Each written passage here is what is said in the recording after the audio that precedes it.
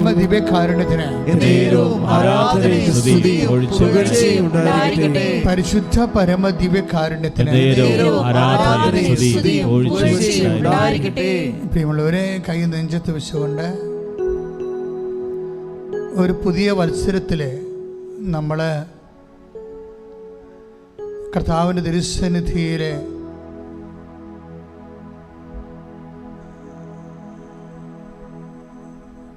ആരാധനയിലായിരിക്കുന്ന ഈ വർഷത്തെ ആദ്യത്തെ ആരാധനയാണ്. അതുകൊണ്ട് ആദ്യം മുതൽ അവസാനം വരെ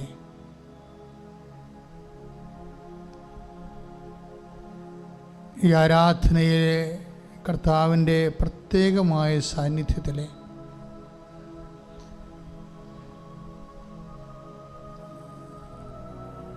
മാറിപ്പോകാതെ മനസ്സൊരുക്കത്തോടു കൂടി പ്രാർത്ഥിക്കാൻ, ഓൺലൈനിൽ ആരാധന നടത്തുമ്പോൾ പലപ്പോഴും ഉണ്ടാകുന്നത് മനുഷ്യർ ഓരോരോ കാര്യങ്ങൾക്ക് വേണ്ടി ഇടയ്ക്കൊന്ന് മുങ്ങും. അങ്ങനെ വരാതെ ആരാധനയുടെ അഭിഷേകത്തിൻ്റെ ചരട് മുറിഞ്ഞു പോകാതെ കൂടാൻ വേണ്ടി എല്ലാവരെയും അച്ഛൻ ആദ്യമേ സമർപ്പിക്കുകയാണ്.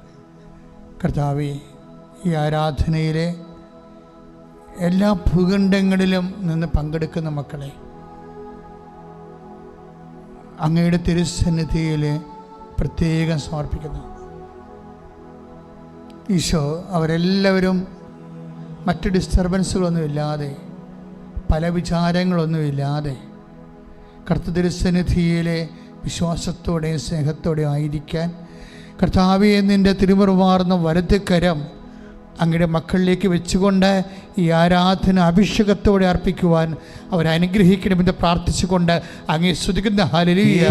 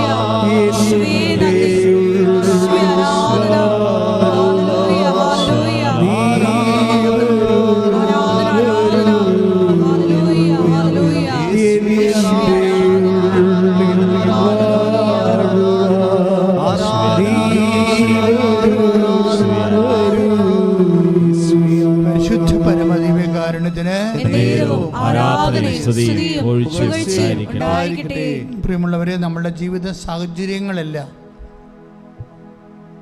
ഇപ്പോഴും നിങ്ങളെ കേട്ടുകൊണ്ടിരിക്കുന്ന സാക്ഷ്യങ്ങളെല്ലാം നോക്കിയാൽ ദൈവം എത്ര കരുണയോടുകൂടിയാണ് പരിശുദ്ധ അമ്മ വഴി നമ്മളെ സന്ധിക്കുന്നതെന്ന് നമുക്ക് മനസ്സിലാകും. ആ അനുഭവങ്ങൾ എല്ലാവർക്കും ലഭിക്കാൻ വേണ്ടി ഉടമ്പടി എടുത്തിട്ടുള്ള എല്ലാവരെയും സമർപ്പിച്ചുകൊണ്ട് ഈ ആരാധന വ്യത്യസ്തങ്ങളായ ചാനലിലൂടെ ആരാധനയ്ക്ക് പങ്കെടുക്കുന്ന എല്ലാ മക്കളെയും, കൃപാസനത്തിൽ ഇന്ന് വരെ വന്നിട്ടില്ലാത്ത മക്കളെ സമർപ്പിച്ചുകൊണ്ട് നമുക്ക് പ്രാർത്ഥിക്കാം.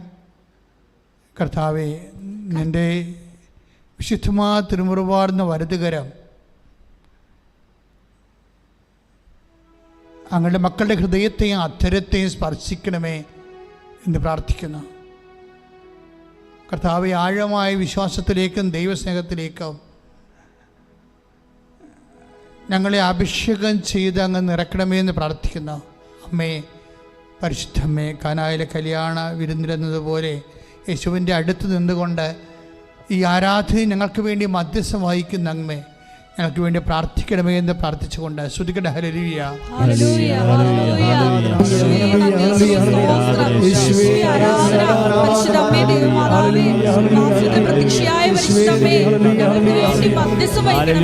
ഞങ്ങളുടെ ഉടമ്പടി നിയോഗങ്ങളുടെ മേലെ കരുണയായിരിക്കണമേ.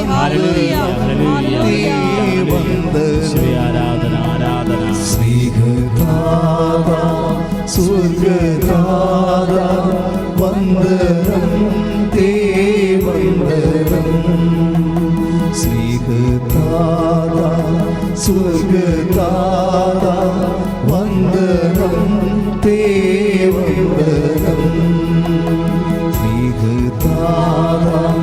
സ്വർഗതാത വന്ദനം തേ വന്ദനം. സ്നേഹതാത പാവനാത്മാ ആരാധിച്ചു നമിക്കുന്നേ. സ്നേഹതാത പാവനാത്മാ ആരാധിച്ചു നമിക്കുന്നേ. സ്നേഹതാത പാവനാത്മാ ആരാധിച്ചു നമിക്കുന്നേ. സ്നേഹതാത പാവനാത്മാ ആരാധിച്ചു നമിക്കുന്നേ. യേശുനാഥ ജീവദാത വന്ദനം തേ വന്ദനം.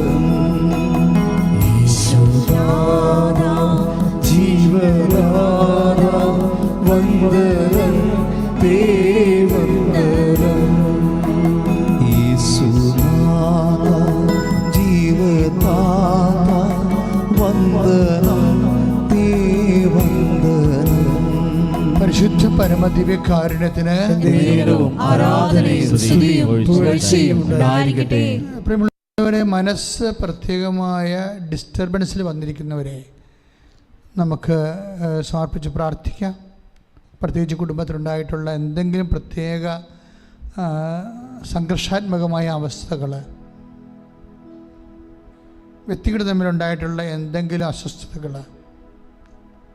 രോഗമോ സാമ്പത്തിക വിഷമതമോ അല്ലെങ്കിൽ പ്രതീക്ഷിച്ച കാര്യങ്ങൾ നടക്കേണ്ട സമയത്ത് നടക്കാതിരുന്നത് മൂലം ഉണ്ടായിട്ടുള്ള പ്രാർത്ഥനയുടെ വിശ്വാസത്തിൻ്റെ അപാചയങ്ങൾ, ഇങ്ങനെ വ്യത്യസ്തമായ പ്രയാസങ്ങളിൽ വിഷമിക്കുന്ന ആൾക്കാരെ സമർപ്പിച്ചുകൊണ്ട് നമുക്ക് പ്രാർത്ഥിക്കാം. നല്ലവനായ യേശുവേ, നിൻ്റെ ഉന്നതമായ നാമത്തിന് സ്വസ്ത്രം ചെയ്ത് കർത്താവേ. കർത്താവേ, നിൻ്റെ ഉന്നതമായ നാമത്തിന് സ്വസ്ത്രം ചെയ്ത് കർത്താവേ. ഈ ആരാധന യോഗ്യതയോടെ അർപ്പിക്കാൻ വേണ്ടി കർത്താവെ ഹൃദയത്തെ ആധരത്തെയും അങ്ങ് സ്പർശിക്കണമെന്ന് പ്രാർത്ഥിക്കുന്ന ഈശോയെ, ഞങ്ങൾ ഡിസ്റ്റർബ് ചെയ്യുന്ന ബാഹ്യമായ എല്ലാ സമ്മർദ്ദങ്ങളെയും യേശുക്രിസ്തുവിൻ്റെ ഉന്നതമായ നാമത്തിൽ നിർവീര്യമാകട്ടെ എന്ന് കൽപ്പിക്കുന്നു. ശ്രദ്ധിക്കട്ടെ,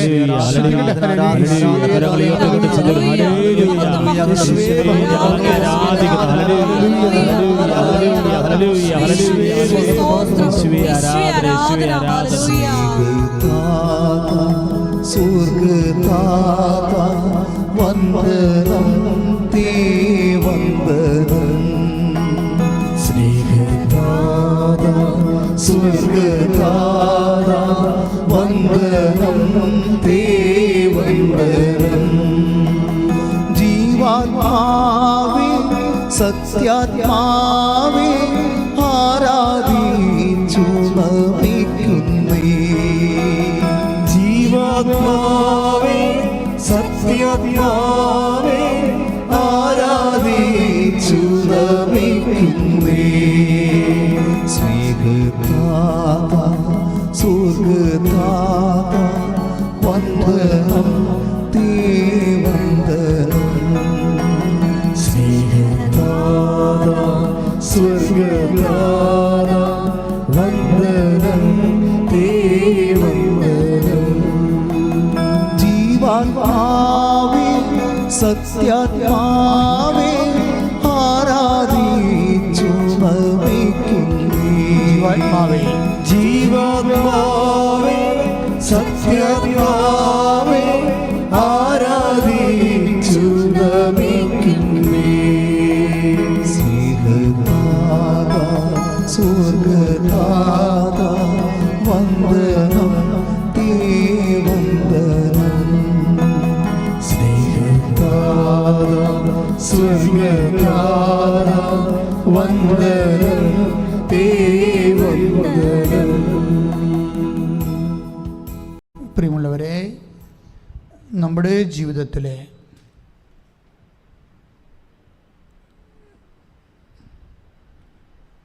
പ്രത്യേകിച്ച് ഉടമ്പടിയുടെ ആധ്യാത്മികമായ യാത്രയിൽ ദൈവം നമ്മുടെ സ്നേഹത്തെ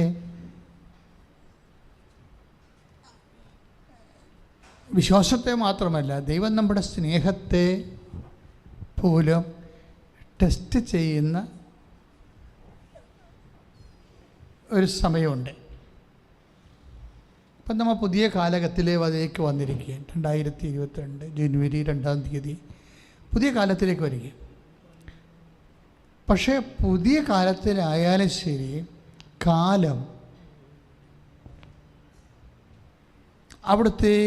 അവിടുത്തേതാകുന്നു. കാലങ്ങളും സമയവും അങ്ങനെ പറഞ്ഞുകൊണ്ടാണ് നമ്മളെ പെസഹാത്തിരിയിലെ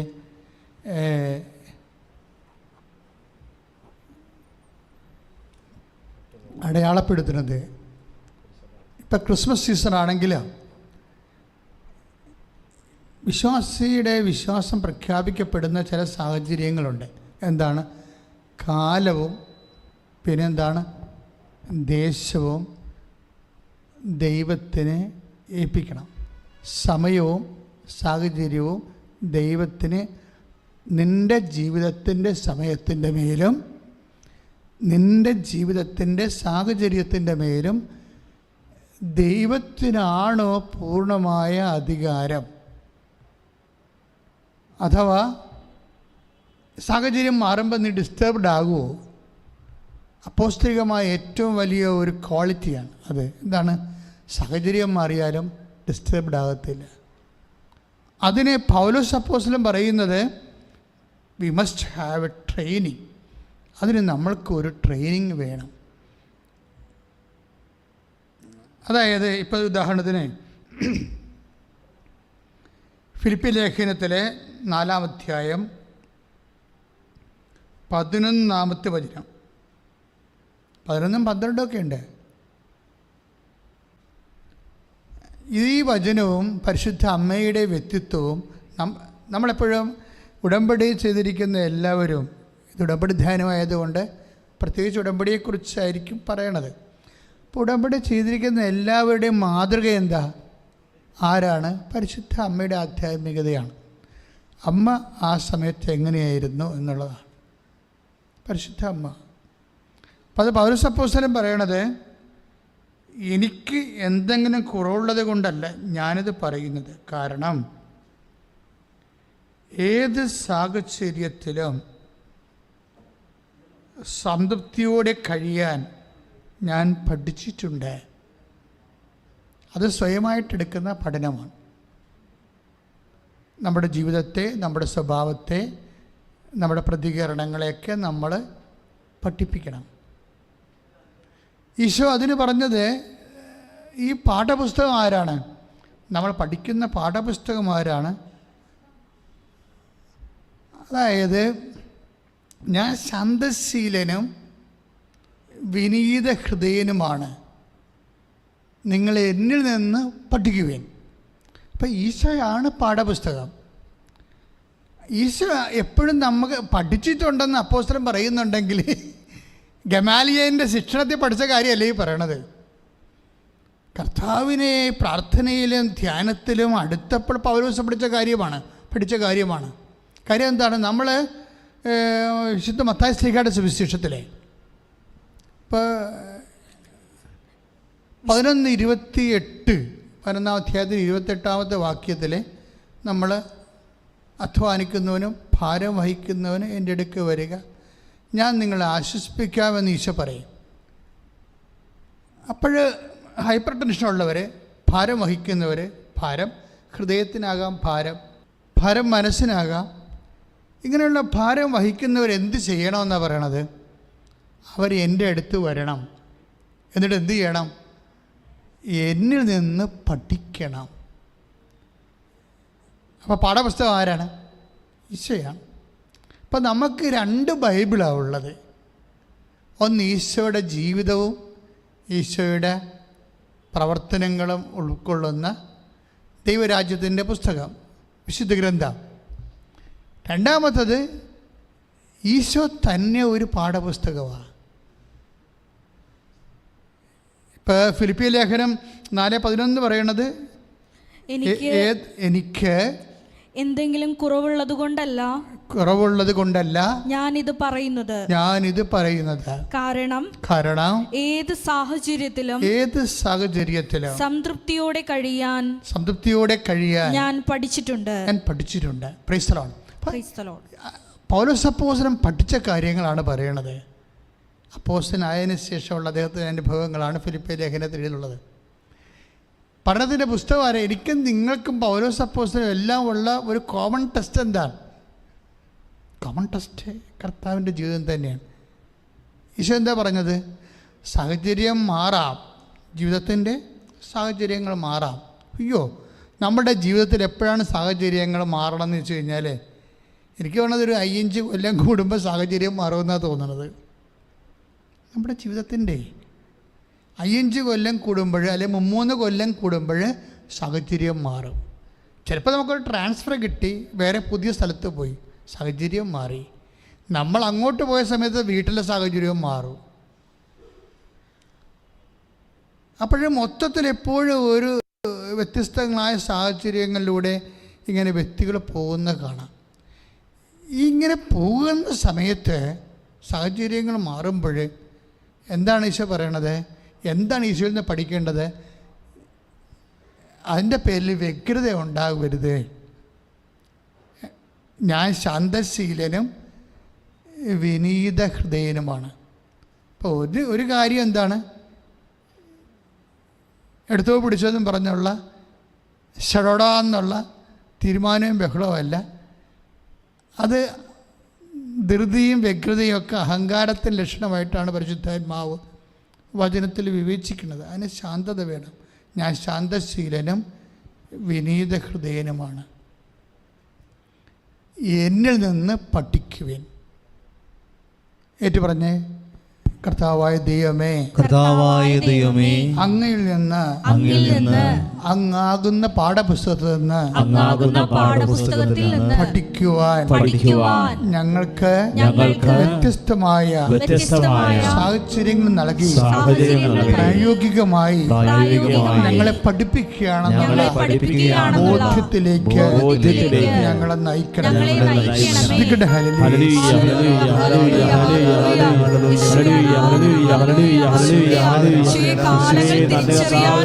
വലിയ വിവേകം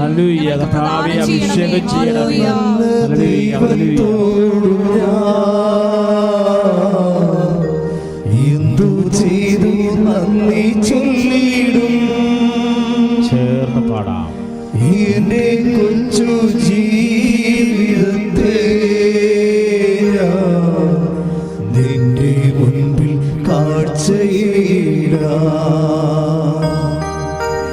ഇത്ര നല്ല ദൈവത്തോടു ഞാൻ എന്തു ചെയ്തു നന്ദി ചൊല്ലിടും. എന്റെ കൊച്ചു ജീവിതത്തെ നിന്റെ മുൻപിൽ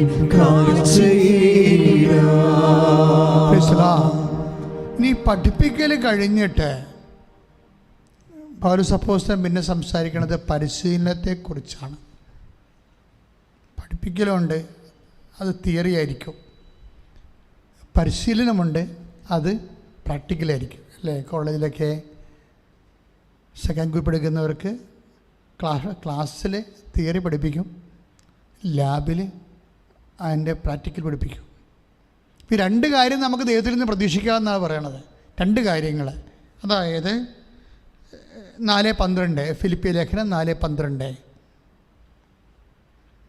താഴ്ന്ന നിലയിൽ ജീവിക്കാൻ എനിക്കറിയാം, സമൃദ്ധി ജീവിക്കുവാനും ഏത് സാഹചര്യത്തിലും സംതൃപ്തിയോടെ കഴിയുവാനും. ഇപ്പം സാഹചര്യത്തിലും സംതൃപ്തിയോടെ കഴിയുവാനും എനിക്ക് പരിശീലനം ലഭിച്ചിട്ടുണ്ട്. Praise the Lord. അപ്പോൾ പഠനവും ഉണ്ട്, പിന്നെന്താണ്? പരിശീലനവും ഉണ്ട്.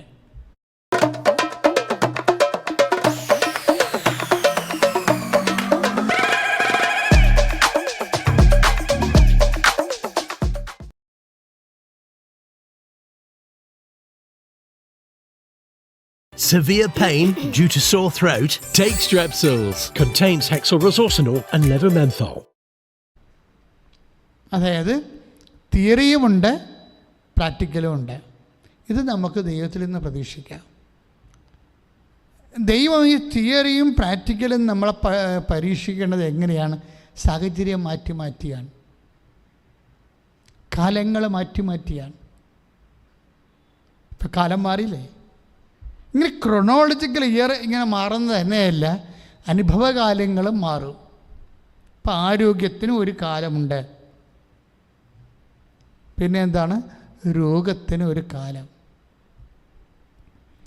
പടുത്തുയർത്താൻ ഒരു കാലം, പണിതത് ഇടിച്ച് നിരത്താൻ ഒരു കാലം.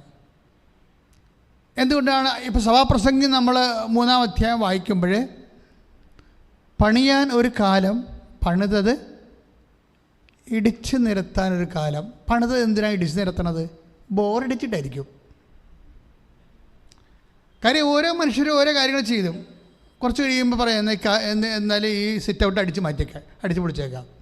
ഞാനൊരു മുൻ മന്ത്രിയുടെ വീട്ടിൽ ചെന്നപ്പോൾ അദ്ദേഹത്തുണ്ട്, പക്ഷേ ഞാൻ എപ്പോഴും അദ്ദേഹത്തെ ഇടയ്ക്കൊക്കെ അദ്ദേഹത്തിൻ്റെ വീട്ടിൽ ചില അത്യാവശ്യ കാര്യത്തിന് വേണ്ടി പോകും, സാംസ്കാരികമായ ചില വിഷയങ്ങൾക്ക് വേണ്ടി പോകും. അപ്പോൾ അദ്ദേഹത്തിൻ്റെ വീട്ടിൽ സിറ്റ് ഔട്ട് അടിച്ച് പൊളിച്ചുകൊണ്ടിരിക്കുക.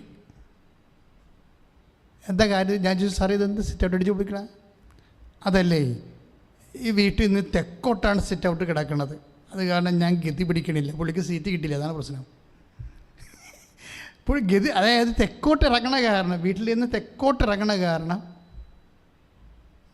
അദ്ദേഹത്തിൻ്റെ രാഷ്ട്രീയ ജീവിതം കുറച്ച് ശോഷിച്ചു വരുന്നു. അത് കാരണം ഇപ്പോൾ എന്താ ചെയ്തിരിക്കണത്, അദ്ദേഹം തെക്ക് വശം അടച്ചിട്ട് കിഴക്ക് വശം പൊളിച്ച് കിഴക്കോട്ടിറങ്ങാൻ വേണ്ടിയാണ്. അതിൻ്റെ വിറ്റെന്താണെന്ന് വെച്ച് കഴിഞ്ഞാൽ, കിഴക്കോട്ടിറങ്ങിയാലും ഈ മനുഷ്യൻ എങ്ങോട്ട് പോകും? പുറത്തേക്ക് പോകാൻ ഗേറ്റ് തെക്ക് വശത്താണ്. നേരെ കിഴക്കോട്ടിറങ്ങിക്കഴിഞ്ഞാൽ കണ്ടവൻ്റെ വീടാണ്, മറ്റുള്ള ആൾക്കാരുടെ വീടാണ്. അപ്പോഴും കറങ്ങി തിരിഞ്ഞ് തെക്കോട്ട് തന്നെ പോകണം.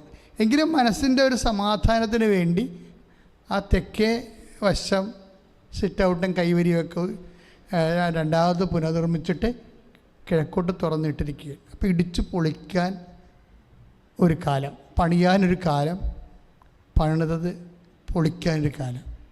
ഇതുപോലെ തന്നെയാണ് നമ്മുടെ ഓരോ കാര്യങ്ങളും. ഒരു 5 കൊല്ലം കഴിയുമ്പോൾ നമുക്ക് ബോറടിച്ചു തുടങ്ങും ഓരോ കാര്യങ്ങളും. ഈ ബോറടിക്കാതിരിക്കുന്നതിന് തീർച്ചയായിട്ടും അഭിഷേകം വേണ്ടി വരും. സ്വന്തം ഭാര്യയെ ബോറടിക്കുന്നവരുണ്ടല്ലോ, അതല്ല വീട്ടിലെ പ്രശ്നങ്ങൾ മുഴുവനും. വൈഫ് എന്തുകൊണ്ടാണ് കൂടുതൽ ഡിമാൻഡ്സ് വെക്കണത്?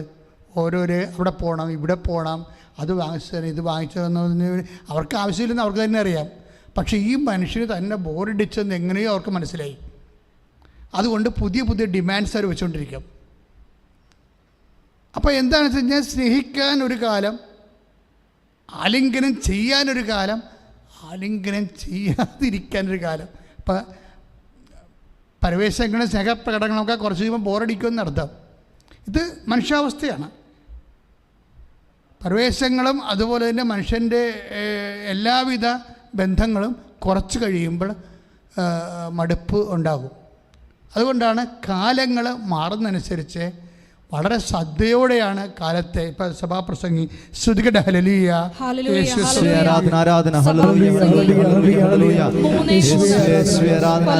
ഒരു കാലം, സൗഖ്യമാക്കാൻ ഒരു കാലം, തകർക്കാൻ ഒരു കാലം, പണിതുയർത്താൻ ഒരു കാലം, കരയാൻ ഒരു കാലം, ചിരിക്കാൻ ഒരു കാലം, വിലപിക്കാൻ ഒരു കാലം, നൃത്തം ചെയ്യാൻ ഒരു കാലം, കല്ല് പെറുക്കിക്കളയാൻ ഒരു കാലം, കല്ല് പെറുക്കിക്കൂട്ടാൻ ഒരു കാലം, ആലിംഗനം ചെയ്യാൻ ഒരു കാലം, ആലിംഗനം ചെയ്യാതിരിക്കുവാൻ ഒരു കാലം. This is life.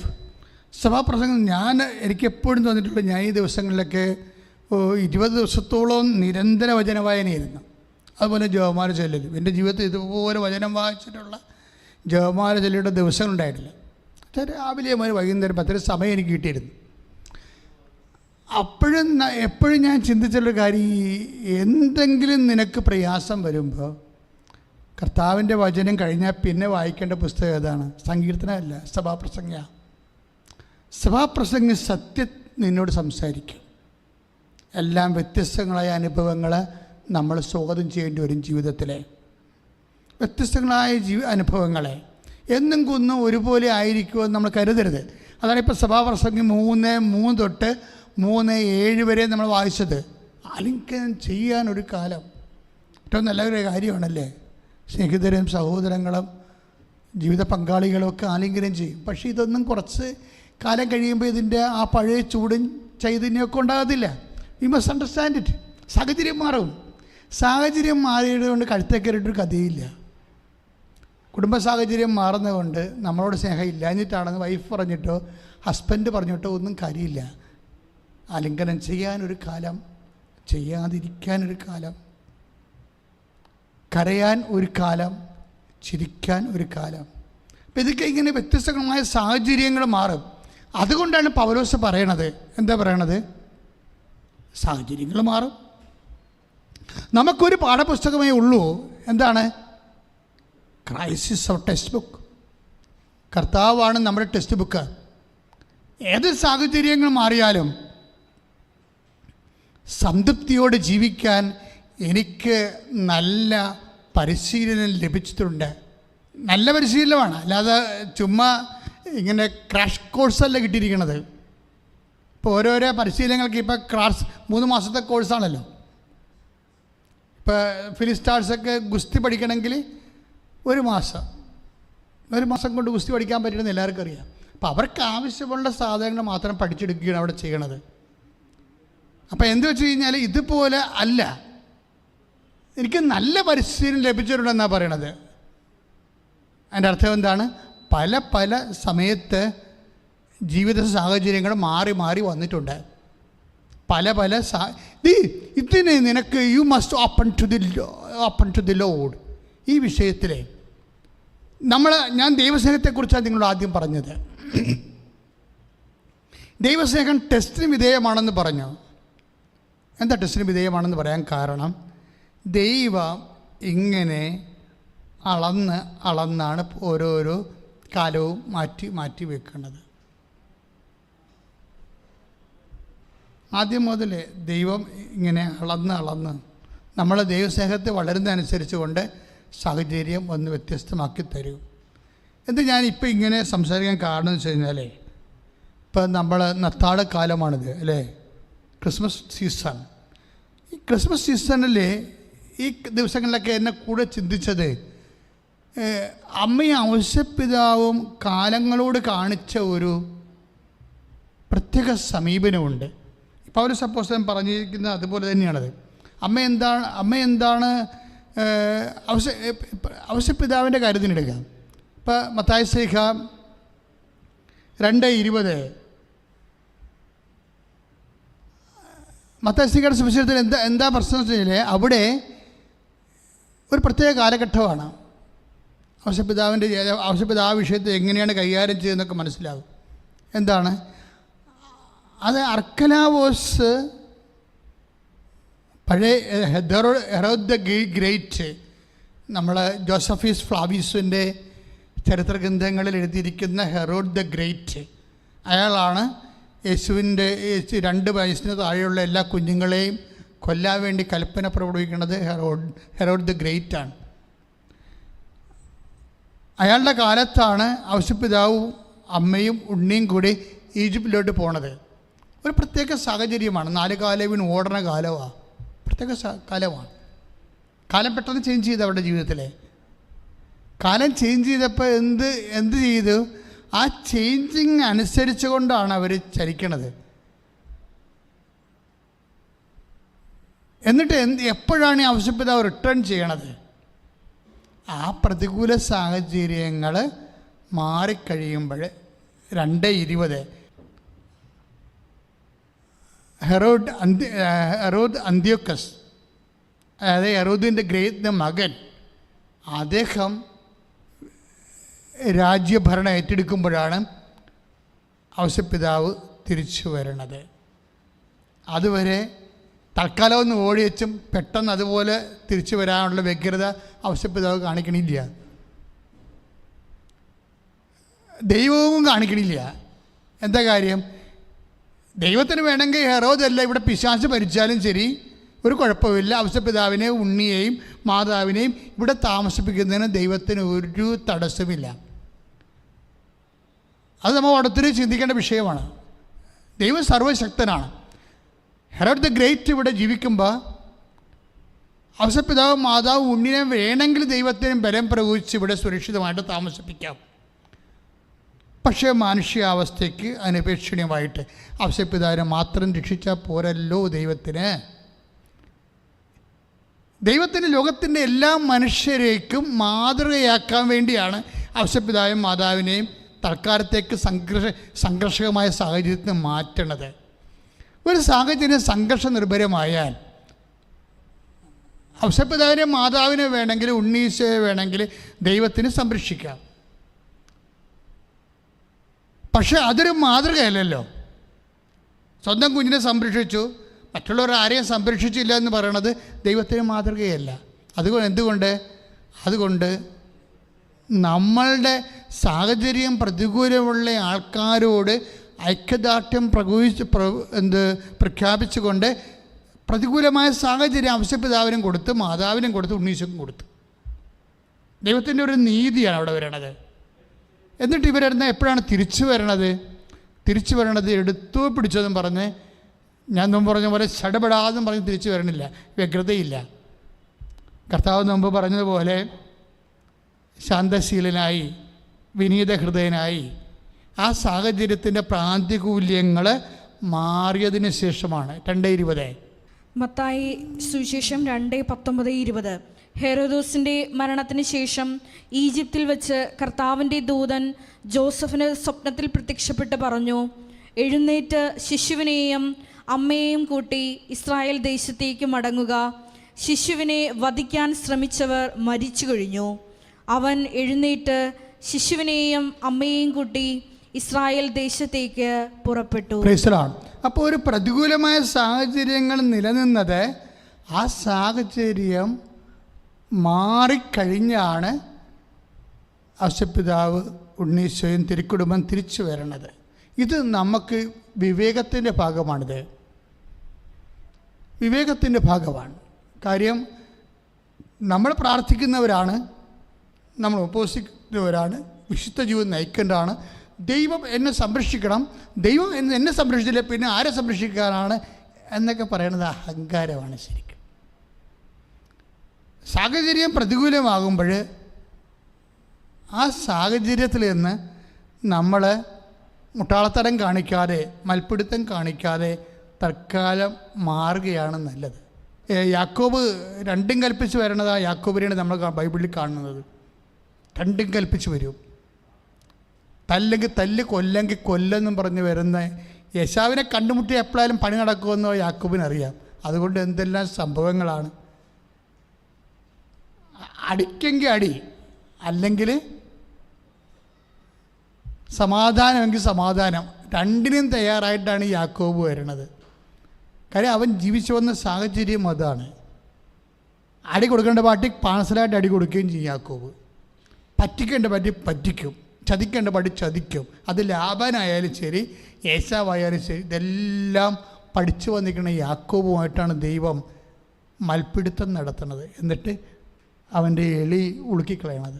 ദൈവമേ, എൻ്റെ നിൻ്റെ എളി ചിലപ്പോൾ പണമാകാം, ചിലപ്പോൾ ഉളുക്കിയെന്ന് വരും. എൻ്റെയും നിൻ്റെ എളി ചിലപ്പോൾ ആരോഗ്യമാകാം, ചിലപ്പോൾ ഉളുക്കിയെന്ന് വരും. എൻ്റെയും നിൻ്റെ സ്വാധീനം അതും ചിലപ്പോൾ നഷ്ടപ്പെട്ടെന്ന് വരും. ഇങ്ങനെ നമ്മളെ സപ്പോർട്ട് ചെയ്ത് സന്ധിച്ചും പിന്തുണച്ചും നിൽക്കുന്ന സാഹചര്യങ്ങളും വ്യക്തികളും വസ്തുക്കളും വസ്തുതകളുമൊക്കെ ചില സമയത്ത് ഫ്രിഡ്ജായി പോകും. അപ്പോഴെന്താ സംഭവിക്കണത്? ദൈവത്തിലെ ആശ്രയിക്കാനാണ്. ഇത് പരിശീലനത്തിന്, അതാണ് ഫിലിപ്പിയർ പറയണത്. ഏത് സാഹചര്യത്തിലും സംതൃപ്തിയോടെ ജീവിക്കാൻ എനിക്ക് നല്ല പരിശീലനം ലഭിച്ചിട്ടുണ്ട്. പ്രാർത്ഥിക്കുക. കർത്താവായ ദൈവമേ, കർത്താവായ ദൈവമേ, ദൈവത്തിന്റെ പൊതു മനസ്സനുസരിച്ച് ജീവിതത്തിലെ വ്യത്യസ്തവും വിരുദ്ധവുമായ സാഹചര്യങ്ങൾ വരുമ്പോൾ പരിശുദ്ധ അമ്മയെ പോലെ പിതാവിനെ പോലെ ഹൃദയത്തിൽ സംഗ്രഹിച്ച ശാന്തതയോടെയും അതിനെ അതിജീവിക്കുവാൻ ഞങ്ങളെ അഭിഷേകം ചെയ്യണം. ശാന്തതയോടെയും അതിനെ അതിജീവിക്കുവാൻ ഞങ്ങളെ അഭിഷേകം ചെയ്യണം. ഇപ്പോഴഭിഷേകം ചെയ്യണം. ശ്രുതികട ഹല്ലേലൂയ. ഞങ്ങൾ സമർപ്പിച്ച് പ്രാർത്ഥിക്കുന്നു. ഇടപെടേണ്ട ഓരോ മക്കളെയും സമർപ്പിച്ച് പ്രാർത്ഥിക്കുന്നു. ഓരോ കുടുംബങ്ങളെയും സമർപ്പിച്ച് പ്രാർത്ഥിക്കുന്നു.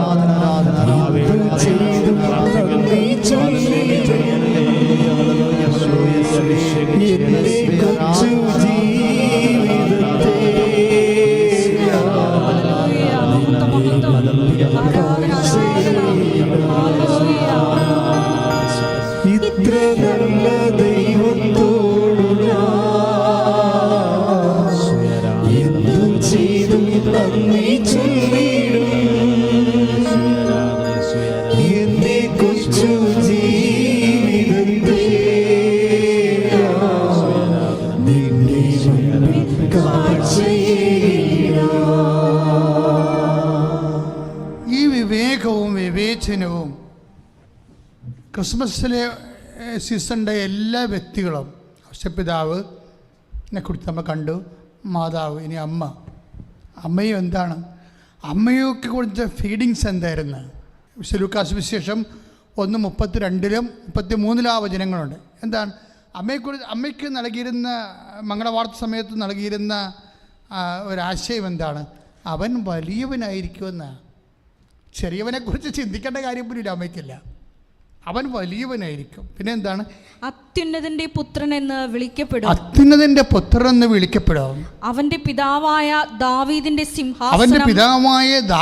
സിംഹാസനം ദൈവമായ കർത്താവ് അവന് കൊടുക്കും. യാക്കോബിന്റെ ഭവനത്തിന്മേൽ അവൻ എന്നേക്കും ഭരണം നടത്തും. യാക്കോബിന്റെ ഭവനത്തിന്മേൽ അവൻ എന്നേക്കും ഭരണം നടത്തും. അവന്റെ രാജ്യത്തിന് അവസാനമുണ്ടാവുകയില്ല. അപ്പം എത്രയോ വാഗ്ദാനങ്ങൾ കൊടുത്തിരിക്കണത്. ഒന്നെന്താണ്? യാക്കോബിൻ്റെ ഗോത്രത്തിൽ അവൻ എന്നേക്കും ഭരണം നടത്തും. യാക്കോബിൻ്റെ ഭവനത്തിൽ അവൻ എന്നേക്കും ഭരണം നടത്തും. പിന്നെന്താണ്? ദാവീദിൻ്റെ സിംഹാസനം അവന് നൽകപ്പെടും.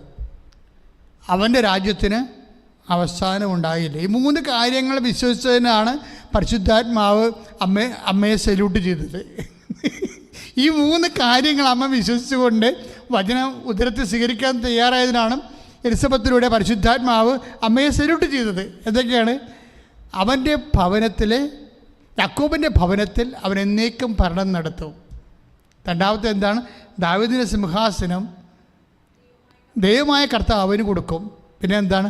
അവൻ്റെ രാജ്യത്തിന് അവസാനം ഉണ്ടാകുകയില്ല. ഈ 3 കാര്യങ്ങൾ അമ്മ വിശ്വസിച്ചതിനാണ് പരിശുദ്ധാത്മാവ് സല്യൂട്ട് ചെയ്തത്. ആരെ? എലിസബത്തിലൂടെ. അതുകൊണ്ട് എലിസബത്ത് എന്താ പറഞ്ഞത്? ആത്മാവിൽ നിറഞ്ഞു പറഞ്ഞു. എന്താ പറഞ്ഞത്?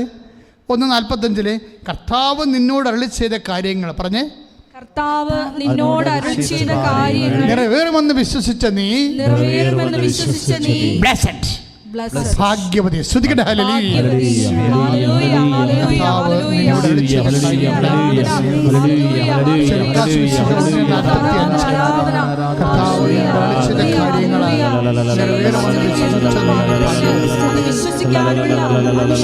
കർത്താവ് നിന്നോട് അരുളി ചെയ്ത കാര്യങ്ങൾ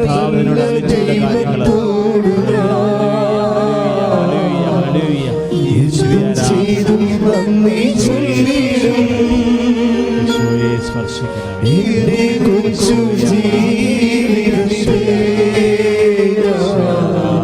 നിന്റെ കാഴ്ചയിടാം. ഇത്ര നല്ല ദൈവത്തോടു എന്തു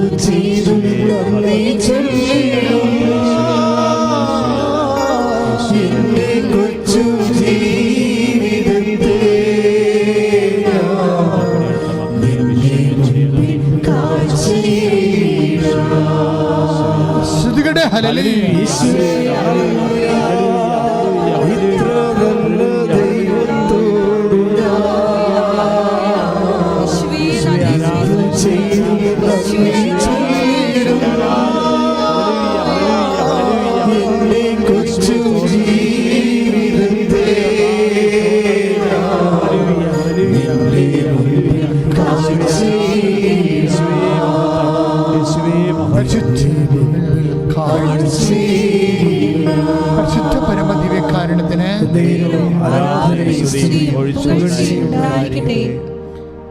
പ്രിയമുള്ളവർ, ഇത്രയും കാര്യങ്ങളാണ് പരിശുദ്ധ അമ്മയെ പരിശുദ്ധാത്മാവ് എലിസബത്തിലൂടെ സല്യൂട്ട് ചെയ്യാണ്ടായ കാരണങ്ങൾ എന്താണ്?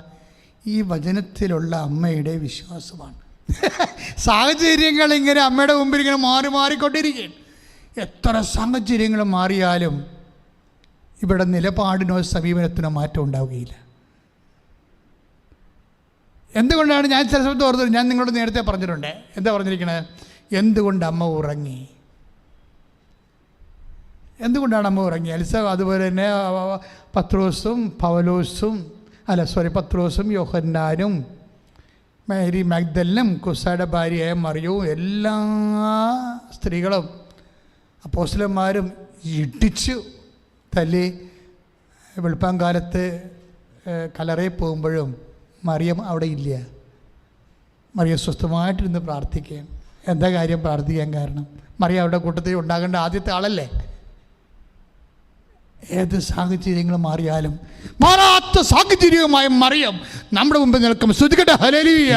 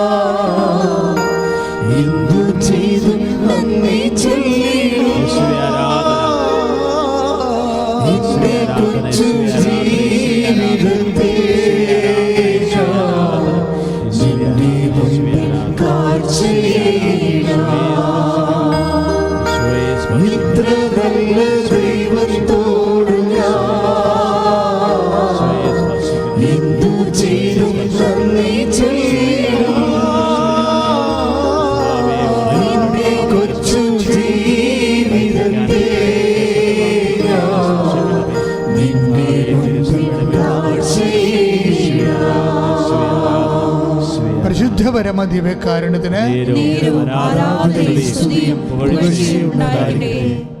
കാലാവസ്ഥ ഭേദമില്ലാത്ത മറിയത്തിൻ്റെ മനസ്സാണ് നമ്മുടെ മാതൃക.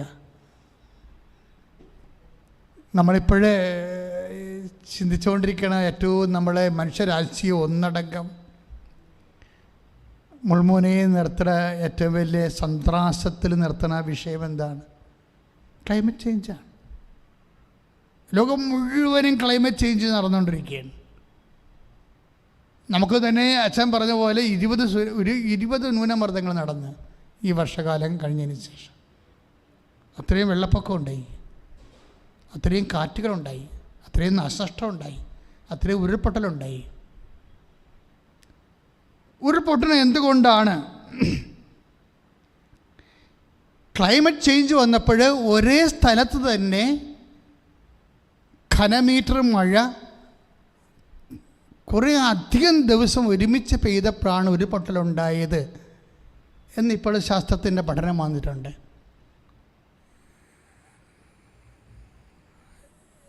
എത്രയോ കർഷകരെയാണ് നമ്മൾ ക്രൂശിച്ചത്. ഗാർഗിൾ റിപ്പോർട്ട് നടപ്പിലാക്കിയില്ല എന്നും പറഞ്ഞുകൊണ്ട്. നടപ്പിലാക്കാതെ ആരും ഇരുന്നില്ല. കർഷകരെ സംരക്ഷിച്ചുകൊണ്ടുള്ള അവിടെ ജീവിക്കുന്ന 50 ലക്ഷത്തോളം മനുഷ്യരുടെ ജീവിതത്തെ നിലനിർത്തിക്കൊണ്ട് എന്തും ചെയ്യാമെന്ന് പറഞ്ഞു. കാലാവസ്ഥ വ്യതിയാനങ്ങൾ വന്നു. അത് ചില ആൾക്കാർ അവരുടെ താല്പര്യങ്ങൾക്ക് വേണ്ടി എടുത്ത് പ്രയോഗിക്കുകയും അതിൻ്റെ പേരിൽ സഭയെ കരുതേക്കുകയും അതിൻ്റെ പേരിൽ പലതരത്തിലുള്ള മെച്ചങ്ങൾ ഉണ്ടാക്കുകയും ചെയ്തിട്ടുണ്ട്. ഞാൻ ആ വിഷയത്തിലേക്ക് വരുന്നില്ല. പക്ഷേ കാലാവസ്ഥ വ്യതിയാനം എന്നുള്ളത് ഒരു ആഗോള പ്രശ്നമായി മാറി. നമ്മുടെ ജീവിതത്തെക്കുറിച്ചുള്ള കാലാവസ്ഥ വ്യതിയാനത്തെക്കുറിച്ചാണ് ഞാനിപ്പോൾ സംസാരിക്കുന്നത്. മറിയത്തിൻ്റെ ജീവിതത്തിൻ്റെ കാലാവസ്ഥ, ക്ലൈമറ്റ് ചേഞ്ച്, കാലാവസ്ഥ വ്യതിയാനങ്ങൾ, ഏത് കാലാവസ്ഥ വ്യതിയാനം ഉണ്ടായാലും അമ്മയ്ക്കൊരു മാറ്റമില്ല. അമ്മ എന്താ ഇതൊക്കെ ചെയ്യണത്? കാലാവസ്ഥ വ്യതിയാനങ്ങൾ വരും, ജീവിതത്തിൽ കാലാവസ്ഥ വ്യതിയാനങ്ങൾ വരുമ്പോൾ അമ്മ വചനത്തിൽ വിശ്വസിക്കും. എന്തുകൊണ്ടാണ് ഇടിച്ചതല്ലേ മേരി മാഗ്ദലിൻ്റെ കൂടെ പത്രോസിൻ്റെ കൂടെ ഓടി കല്ലറയിൽ പോകാഞ്ഞതെന്നാണ്? അവിടെ ആളില്ലെന്ന് അമ്മയ്ക്കറിയാം. എങ്ങനെ അറിയാം അമ്മയ്ക്ക്? അപ്പോൾ ഒരു പ്രത്യക്ഷപ്പെട്ട് പറഞ്ഞോണം, അല്ല, അവൻ്റെ രാജ്യത്തിന് അവസാനം ഉണ്ടാവുകയില്ല. അത് അമ്മയോട് പറഞ്ഞതാ. എത്രയോ വർഷം മുമ്പ് പറഞ്ഞതാണ്, 30-32 കൊല്ലം മുമ്പ് പറഞ്ഞതാണ് ദൈവവചനം. 3 ദിവസം മുമ്പ് പറഞ്ഞാലും 32 വർഷം മുമ്പ് പറഞ്ഞാലും അമ്മയ്ക്കൊരുപോലെയാണ്. അതാണ് അമ്മ. ശ്രുതിക്കട്ടെ, ഹല്ലേലൂയ.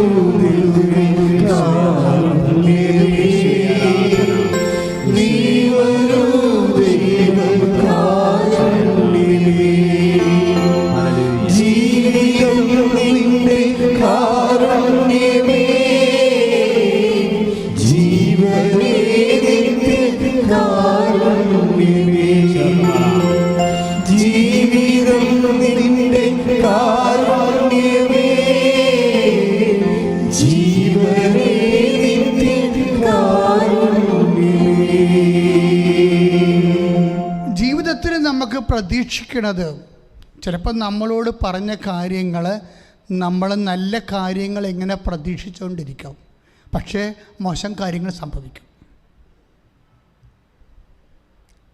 ഇത് നല്ല കാര്യങ്ങൾ പ്രതീക്ഷിച്ചുകൊണ്ടിരിക്കും, പക്ഷേ മോശം കാര്യങ്ങൾ സംഭവിക്കും. ഇതാണ് സാഹചര്യ മാറ്റം എന്ന് പറയുന്നത്, ക്ലൈമറ്റ് ചേഞ്ച് എന്ന് പറയുന്നത്. നല്ല കാര്യങ്ങൾ എന്താണ് പ്രതീക്ഷിച്ചത്? അമ്മ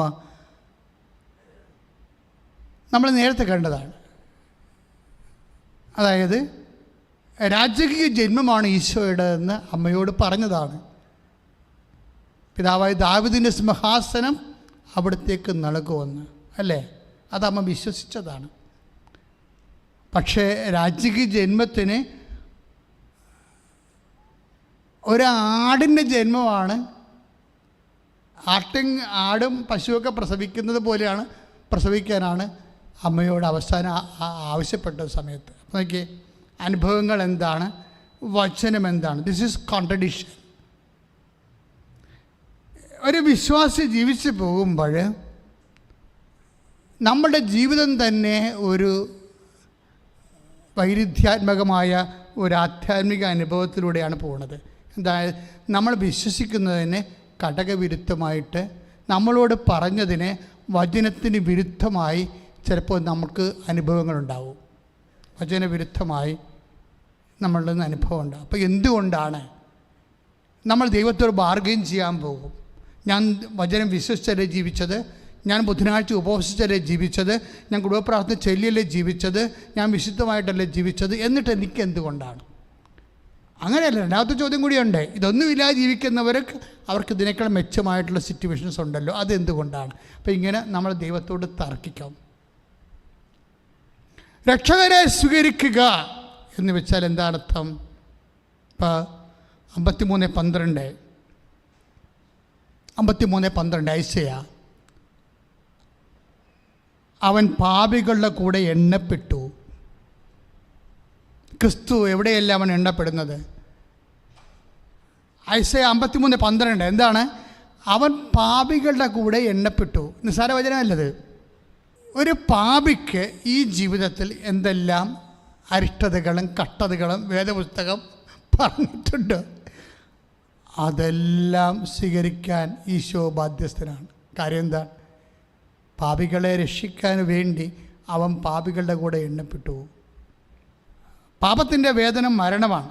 എന്തുകൊണ്ട് ഈശോ മരണം കൈവരിച്ചു? അവൻ പാപികളുടെ കൂടെ എണ്ണപ്പെട്ടതുകൊണ്ട്.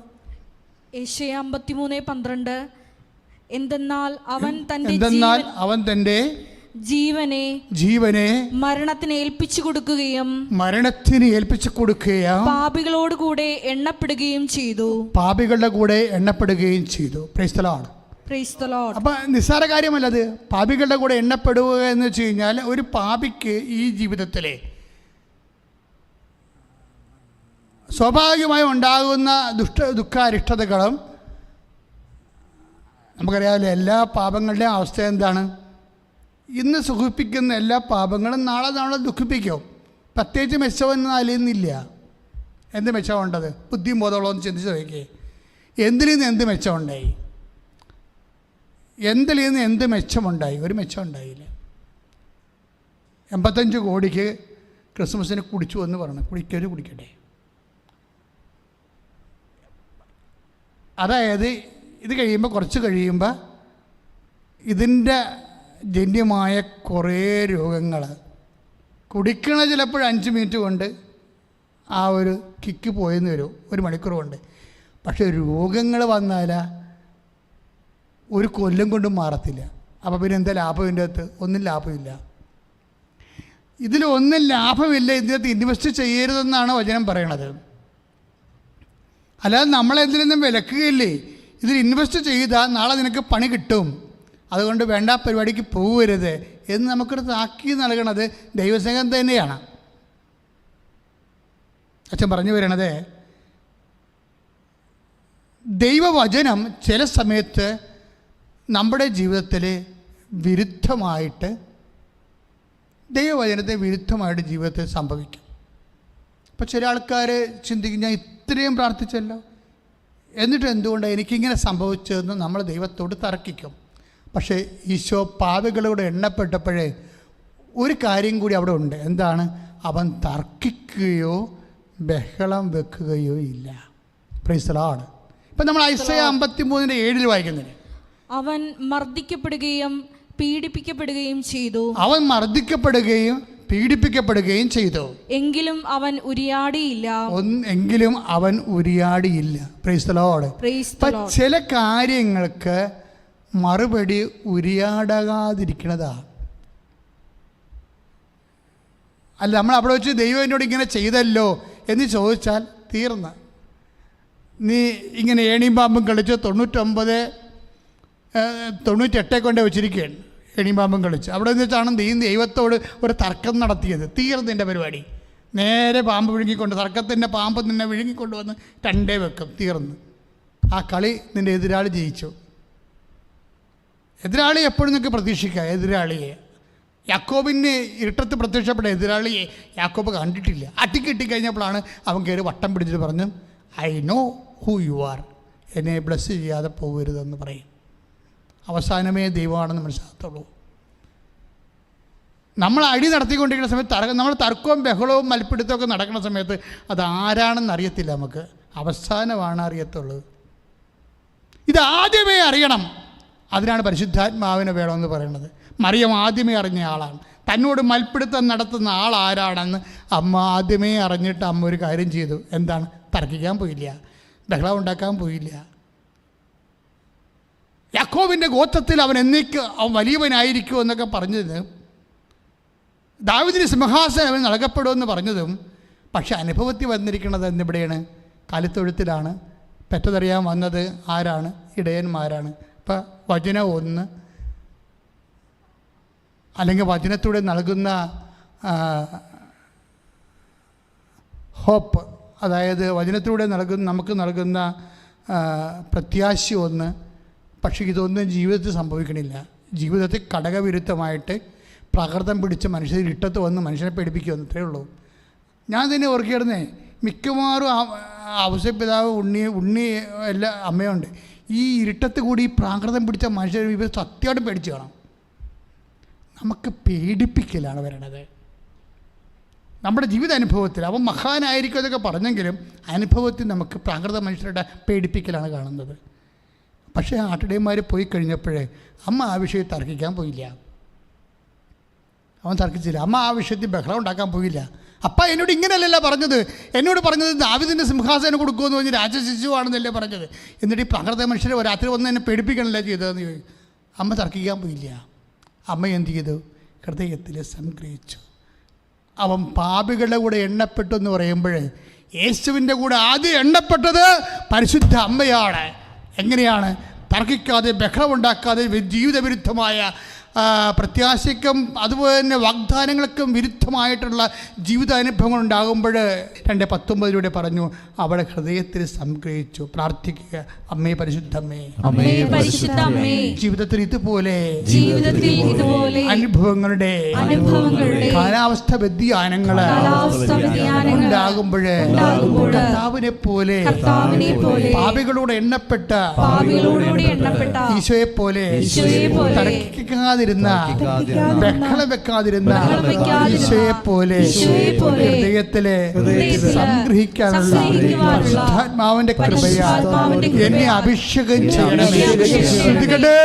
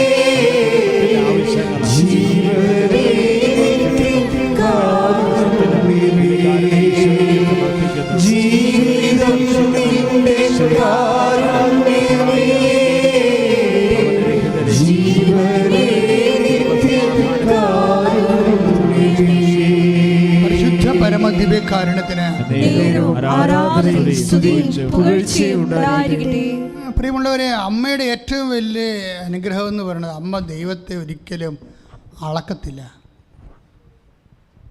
എന്താ അങ്ങനെ പറയണമെന്ന് വെച്ച് കഴിഞ്ഞാൽ, ഇപ്പം എല്ലാ കാര്യങ്ങൾക്കും സുവിശേഷത്തിൽ പരിഹാരം കാണാം നമുക്ക്. ഇപ്പം അവർക്ക് വീഞ്ഞില്ല എന്ന് പറയുന്ന ഇല്ലായ്മയ്ക്ക് ഉടനെ പരിഹാരം ഉണ്ടായി, അല്ലേ? അവർക്ക് വീഞ്ഞില്ല എന്ന് പറഞ്ഞ വിഷയത്തിന് ഉടനെ പരിഹാരം ഉണ്ടായി. അമ്മ അവിടെ ഉണ്ടായത് കാരണം ഇപ്പോൾ യോഹന്നാൻ 2:3 അവർക്ക് വീഞ്ഞില്ല എന്ന് പറയുമ്പോൾ, യോഹന്നാൻ 2:3 അവർക്ക് വീഞ്ഞ് ഇല്ല എന്ന് പറയുമ്പോൾ അതിന് പരിഹാരം ഉണ്ടായി. അപ്പോൾ ആ വിഷയത്തിൽ പരിഹാരം ഉണ്ടായി. ഇപ്പം അപ്പോസ്തലന്മാർ തന്നെ ഈശോയുടെ തിരുസന്നിധിയിൽ മക്കളെ മീൻ വല്ലതും ഉണ്ടോ എന്ന് ചോദിക്കുമ്പോൾ, രാത്രി മുഴുവനും ഞങ്ങൾ പണിപ്പെട്ടിട്ട് ഞങ്ങൾക്കൊന്നും ലഭിച്ചില്ല എന്ന് പറയുമ്പോൾ ആ ഇല്ലായ്മയ്ക്കും പരിഹാരം ഉണ്ടായി. വിശുദ്ധ ലൂക്കാ സുവിശേഷം 5:5. അപ്പം വിശുദ്ധ യോഹന്നാന്റെ സുവിശേഷം 2:3 വീഞ്ഞില്ല എന്ന് പറയുമ്പോൾ അതിന് ഉടനടി പരിഹാരം ഉണ്ടായി, അല്ലേ? അതുപോലെ തന്നെ രാത്രി മുഴുവനും പണിപ്പെട്ടിട്ട് ഞങ്ങൾക്കൊന്നും ലഭിച്ചില്ല എന്ന് പറയുന്ന ലൂക്കാ 5:5 കടലിൽ മീനില്ല എന്ന് പറയുമ്പോഴും അതിനും ഉടനെ പരിഹാരം ഉണ്ടായി. വള്ളത്തിൻ്റെ വലതുവശത്ത് നോക്കി വലയിറക്കാൻ പറഞ്ഞു, അതിന് പരിഹാരം ഉണ്ടായി. പക്ഷേ ഒരു വിഷയത്തിന് പരിഹാരം ഉണ്ടായില്ല. അത് ഏത് വിഷയമാണ്? സത്രത്തിൽ അവർക്ക് സ്ഥലം ലഭിച്ചില്ല, അതിന് പരിഹാരമില്ല. ഇപ്പോൾ നമ്മൾ ലൂക്കാ 2:7 എന്താ എഴുതിയിരിക്കണത്? സത്രത്തിൽ അവർക്ക് സ്ഥലം ലഭിച്ചില്ല. അവർക്ക് വീഞ്ഞില്ല എന്ന് പറയുമ്പോൾ അതിന് പരിഹാരം ഉണ്ടായി. അവർക്ക് മത്സ്യമില്ല എന്ന് പറയുമ്പോൾ അതിന് പരിഹാരം ഉണ്ടായി. പക്ഷേ സത്രത്തിൽ സ്ഥലം ലഭിച്ചില്ല എന്ന് പറയില്ലായ്മയ്ക്ക് പരിഹാരമില്ല. അതനുഭവിച്ചേ പറ്റത്തുള്ളൂ. അത് ദൈവത്തിൻ്റെ തിരുമനസ്സാണ്. സത്രത്തിൽ സ്ഥലം ലഭിച്ചില്ല. അപ്പോഴേ ദൈവവേദനെ നിൻ്റെ ജീവിതത്തിൻ്റെ ചില കാര്യങ്ങൾക്ക് ഉടനടി പരിഹാരം ഉണ്ടാവും. ചില കാര്യങ്ങൾക്ക് കാലാന്തരത്തിൽ നീ അത് തിരിച്ചറിയും, അതെന്തിനു വേണ്ടിയായിരുന്നു എന്നുള്ളത്.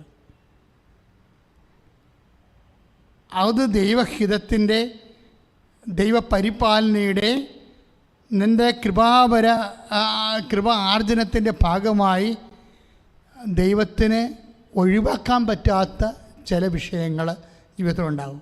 ചില കാര്യങ്ങൾ ഒഴിവാക്കാൻ പറ്റാത്തത് വിഷയങ്ങളുണ്ടാവും. ചില കാര്യങ്ങൾക്ക് പ്രാർത്ഥനയ്ക്ക് ഉത്തരം കിട്ടാത്ത വിഷയങ്ങളുണ്ടാവും. ഞാൻ പണ്ട് നിങ്ങളോട് പറയുമായിരുന്നു, ഒരു മനുഷ്യനും ദൈവവും തമ്മിലുള്ള ബന്ധം എന്താണ്? അവൻ പ്രാർത്ഥിച്ചിട്ട് കിട്ടാത്ത വിഷയങ്ങളിൽ കൈവരിക്കുന്ന നിലപാടുകളെ അടിസ്ഥാനപ്പെടുത്തിയാണ്. ഇപ്പം എല്ലാ വിഷയവും പ്രാർത്ഥിച്ച് കിട്ടണമെന്ന് നിർബന്ധമില്ലല്ലോ. വീഞ്ഞില്ലെങ്കിൽ വീഞ്ഞ് വെള്ളത്തെ വരെ ദൈവം വീഞ്ഞാക്കിയെടുക്കും. മത്സ്യങ്ങളില്ലെങ്കിൽ ആ വെള്ളത്തിൽ നിന്ന് ദൈവം മത്സ്യങ്ങൾ ഉണ്ടാക്കിയെടുക്കും. രണ്ടും വെള്ളമാണ്. പക്ഷേ സത്യത്തിൽ സ്ഥലം ലഭിച്ചില്ല, അതിന് പരിഹാരമില്ല. പരിഹാരം ഇല്ല എന്ന് ചോദിച്ചു കഴിഞ്ഞാൽ നമ്മൾ ദൈവികമായ മനസ്സോടുകൂടി വിഷയങ്ങളെ കാണണം. ഇപ്പം യേശു രാജാവായിരിക്കുമെന്ന് പറഞ്ഞു, പക്ഷേ ഇടയന്മാരാണ് കാണാൻ വന്നത്. അപ്പം വചനവും ജീവിതവും തമ്മിൽ പൊരുത്തപ്പെടുന്നില്ല. ഈ പൊരുത്തപ്പെടൽ ഇല്ലായ്മയാണ് മറിയം ഹൃദയത്തെ സംഗ്രഹിച്ചിട്ട് അതേക്കുറിച്ച് ചിന്തിക്കുന്നത്. പക്ഷേ ദൈവത്തിൻ്റെ വാക്ക് മറിയം അപ്പോഴും വിശ്വസിക്കും. ഇടയന്മാരാണ് വന്നതെങ്കിലും ദൈവത്തിൻ്റെ വചനം എപ്പോഴെങ്കിലും നിറവേറുമെന്ന് മറിയം വിശ്വസിക്കും. ഇപ്പം നമ്മൾക്ക് വരുന്ന ഒരു വിഷയം എന്താണെന്ന് വെച്ച് കഴിഞ്ഞാൽ, നമ്മുടെ ചിന്തയ്ക്ക് അനുഭവത്തിന് ഘടകവിരുദ്ധമായി എന്തെങ്കിലും സംഭവിച്ചാൽ സംഭവിച്ചത് ഇങ്ങനെയാണല്ല, ഇനിയിപ്പം ഞാൻ എന്തിനാ ചെയ്യാനാണ് എന്ന് വിചാരിച്ചുകൊണ്ട് ദൈവത്തിൻ്റെ വചനത്തിൽ നിന്ന് പതുക്കെ നമ്മൾ സ്കൂട്ടാവും. അതാണ് വിഷയം. അപ്പം ഇപ്പം മറിയം അങ്ങനെ ചെയ്യത്തില്ല. അപ്പം ഇടയന്മാരാണ് വന്നത്, ദാറ്റ്സ് ഓക്കെ. ഇപ്പം ഇടയന്മാർ വന്നു, പക്ഷെ അപ്പോഴും മറിയം എന്ത് ചെയ്യും? എലിസബത്ത് പറഞ്ഞ പോലെയാണ്, കർത്താവ് നിന്നോട് അരുളിച്ചെയ്ത കാര്യങ്ങൾ എന്താണ്? ദാവീദിൻ്റെ സിംഹാസനം തരുമെന്നല്ലേ, അത് സംഭവിക്കും. അതിന്നല്ലെങ്കിൽ നാളെ സംഭവിക്കും. അവൻ രാജശിശു തന്നെയാണ് എന്ന് പറഞ്ഞുകൊണ്ടാണ് 10-13 ദിവസം കഴിയുമ്പോൾ മാഗിസ് വരണത്, അല്ലേ, പൂജരാജക്കന്മാർ വരണത്. അപ്പോൾ അവർ തൊഴുത്തൊന്നുമില്ല, ശത്രുവില്ല, ആ സിറ്റുവേഷനിൽ നിന്ന് മാറി. ഏതായാലും ഭയങ്കര ഗതികെട്ട ഒരു സിറ്റുവേഷനിലായിരുന്നു. അപ്പോഴും രാജാക്കന്മാർ വന്നിട്ട് ഇതുപോലെ പൊന്നും മേറയും കുന്തിരിക്കോ ഉണ്ണിക്ക് കാഴ്ച വെക്കുമ്പോൾ അമ്മയോട് പറഞ്ഞ കാര്യങ്ങൾ അപ്പം നിറവേറും. എലിസബത്ത് പറഞ്ഞില്ലേ, കർത്താവ് നിന്നോട് അരുളി ചെയ്ത കാര്യങ്ങൾ നിറവേറുമെന്ന് വിശ്വസിച്ചു. ഈ നിറവേറുമെന്ന് വിശ്വസിക്കുമ്പോൾ നമുക്കുണ്ടാകുന്നൊരു പ്രശ്നം, നമുക്ക് ആദ്യമേ നമ്മളതങ്ങോട്ട് നിറവേറുമെന്ന് വിശ്വസിക്കും. അതാണ് പ്രശ്നം. നിറവേറുന്ന സമയം ദൈവം പറഞ്ഞിട്ടില്ല, സമയം ദൈവത്തിൻ്റെതാണ്. ഞാൻ ആദ്യമേ പറഞ്ഞു, കാലവും സമയവും ദൈവത്തിൻ്റെതാണ്. അതുകൊണ്ട് നീ വിചാരിക്കേണ്ട ഒരു സമയത്ത് അത് നടന്നില്ല എന്ന് വിചാരിച്ചുകൊണ്ട് അതിന് നടക്കത്തില്ല എന്നോ ദൈവം നിൻ്റെ വചനം ശരിയല്ല എന്നോ അല്ല നീ ധരിക്കേണ്ടത്. അമ്മയെപ്പോലെയാണ് ധരിക്കേണ്ടത്. എന്താണ്? കർത്താവാണ് അരുളി ചെയ്തിട്ടുണ്ടെങ്കിലേ, കർത്താവ് നിന്നെ അരുളി ചെയ്ത വചനങ്ങൾ എപ്പോഴായാലും അത് നിറവേറും. അമ്മ അതിനു വേണ്ടി കാത്തുകൊണ്ടിരിക്കും. പ്രാർത്ഥിക്കുക. അമ്മേ, പരിശുദ്ധ അമ്മേ, ആദ്യ അനുഭവം ഘടകവിരുദ്ധമായാലും അമ്മയെപ്പോലെ കർത്താവിന്റെ വചനത്തിലുള്ള വിശ്വാസം കളയാതെ പ്രാർത്ഥനയോടെ കാത്തിരിക്കുവാൻ, ദൈവത്തിന്റെ വചനത്തിന് സ്വയം സമർപ്പിതയാകാനുള്ള അനുഗ്രഹത്താൽ അഭിഷേകം ചെയ്യണമേ.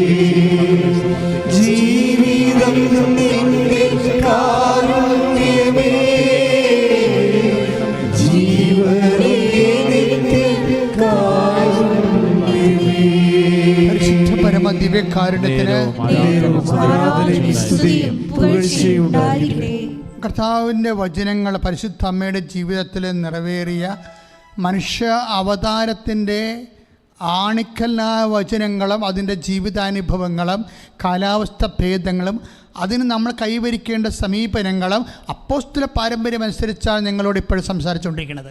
ആ ഒരു ബോധത്തിൽ വേണം വചനത്തെ സമീപിക്കാൻ. സ്തുതിക്കട്ടെ, സ്തുതിക്കട്ടെ. ഹല്ലേലൂയ.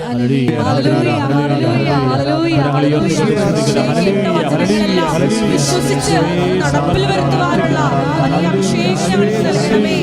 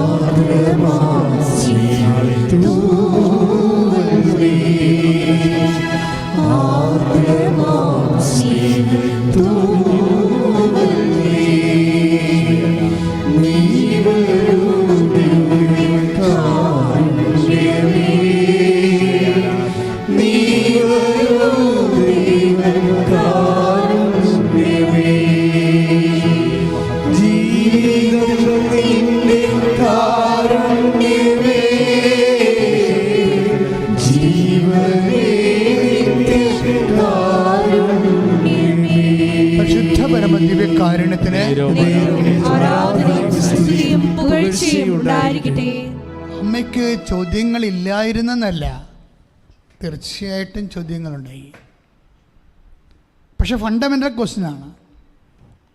ദൈവത്തിൻ്റെ സ്നേഹവും ദൈവത്തിലുള്ള വിശ്വാസവും ദൈവത്തിലുള്ള പ്രത്യാശയും എല്ലാം കണക്കിലെടുത്തുകൊണ്ടാണ് ഒരു ചോദ്യമുണ്ടായത്.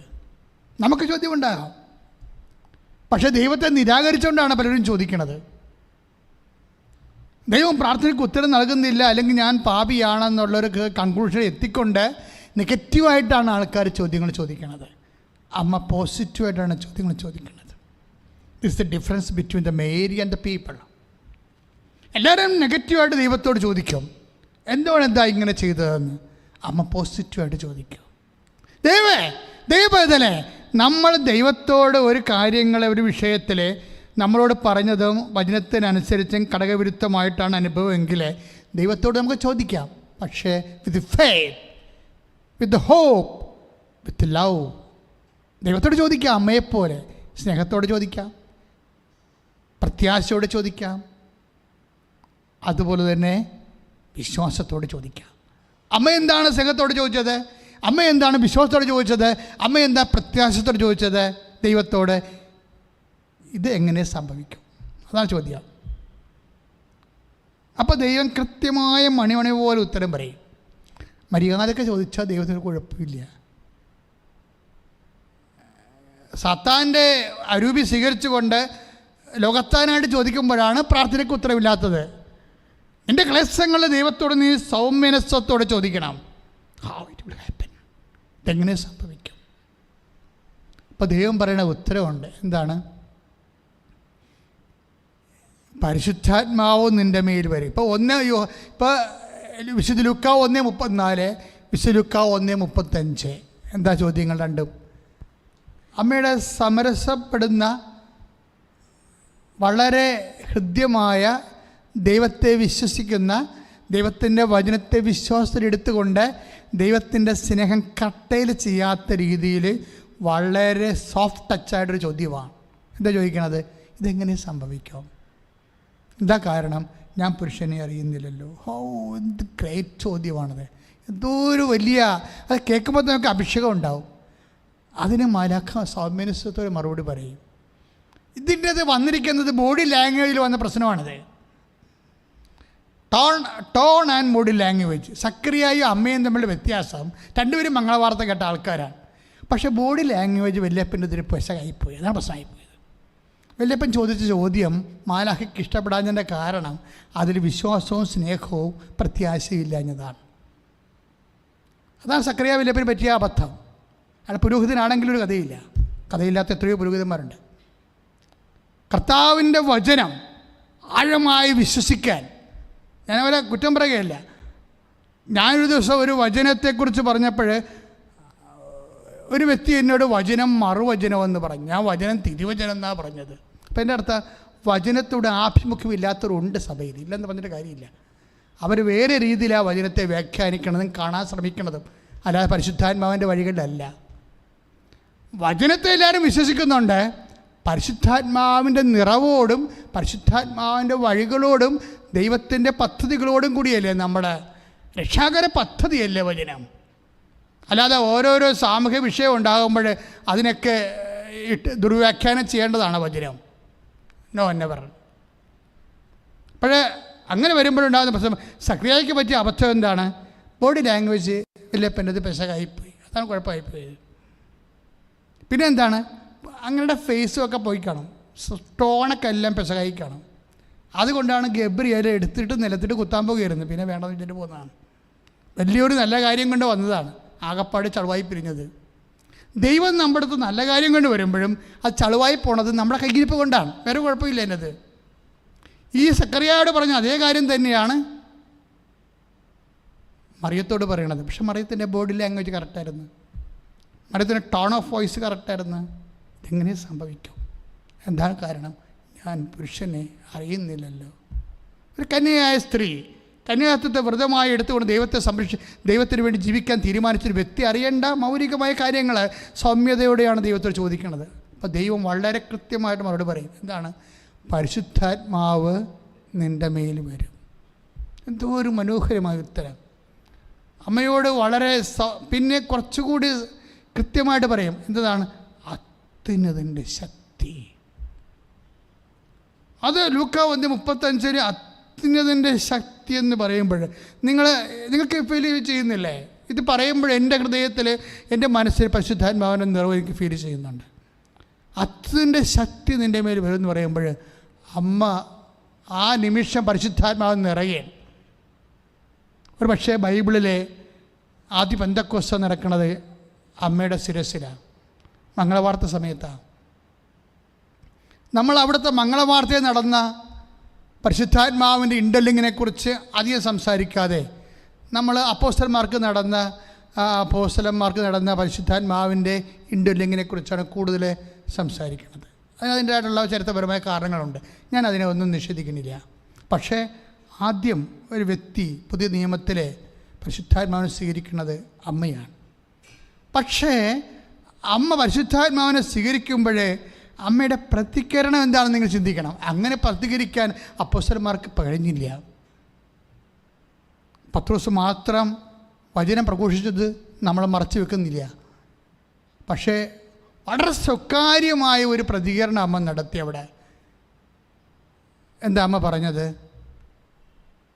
Behold, the handmaid of the Lord, be it done to me according to thy word.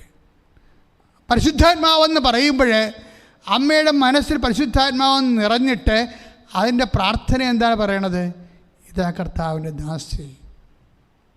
പരിശുദ്ധാത്മാവെന്ന് പറയുമ്പോൾ ഒരു വ്യക്തി ദൈവത്തിൻ്റെ ദാസനാണ്, ദൈവത്തിൻ്റെ ദാസിയാണ്, ദൈവത്തിൻ്റെ മാത്രം ദാസനാണ്, ദാസിയാണെന്ന് പറയാത്ത വ്യക്തിക്ക് പരിശുദ്ധാത്മാവിനെ കൊണ്ട് പ്രയോജനപ്പെടത്തില്ല.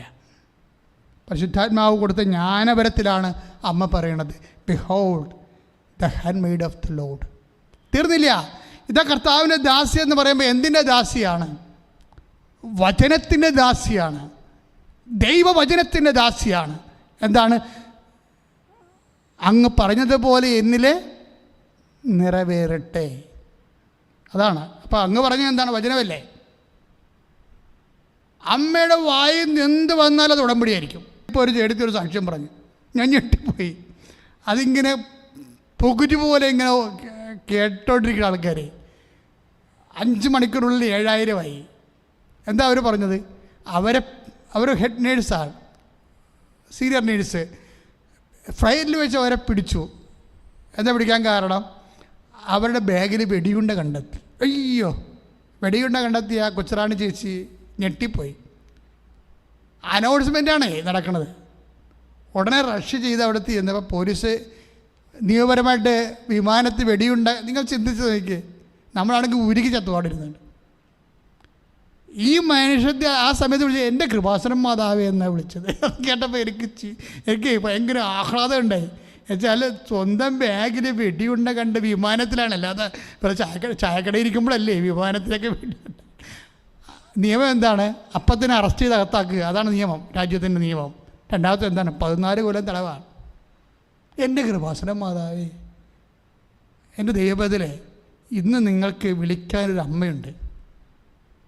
ഞങ്ങളിവിടെ രോഗം പിടിച്ചും കഷ്ടപ്പെട്ടും ഉപവസിച്ചും പ്രാർത്ഥിച്ചും ഇവിടുത്തെ എല്ലാ സ്റ്റാഫുകളും ഒരുപോലെ ഒത്തിരി സഹിക്കുന്നുണ്ട്. നിങ്ങൾ ഓർക്കരുത് ഞങ്ങൾ ചിരിച്ചണിക്കണമെങ്കിലും ഞങ്ങൾ ദൈവം നൽകുന്ന സാഹചര്യങ്ങളോട് വളരെ സന്തോഷകരമായിട്ട് പ്രതികരിക്കുന്നുണ്ട്.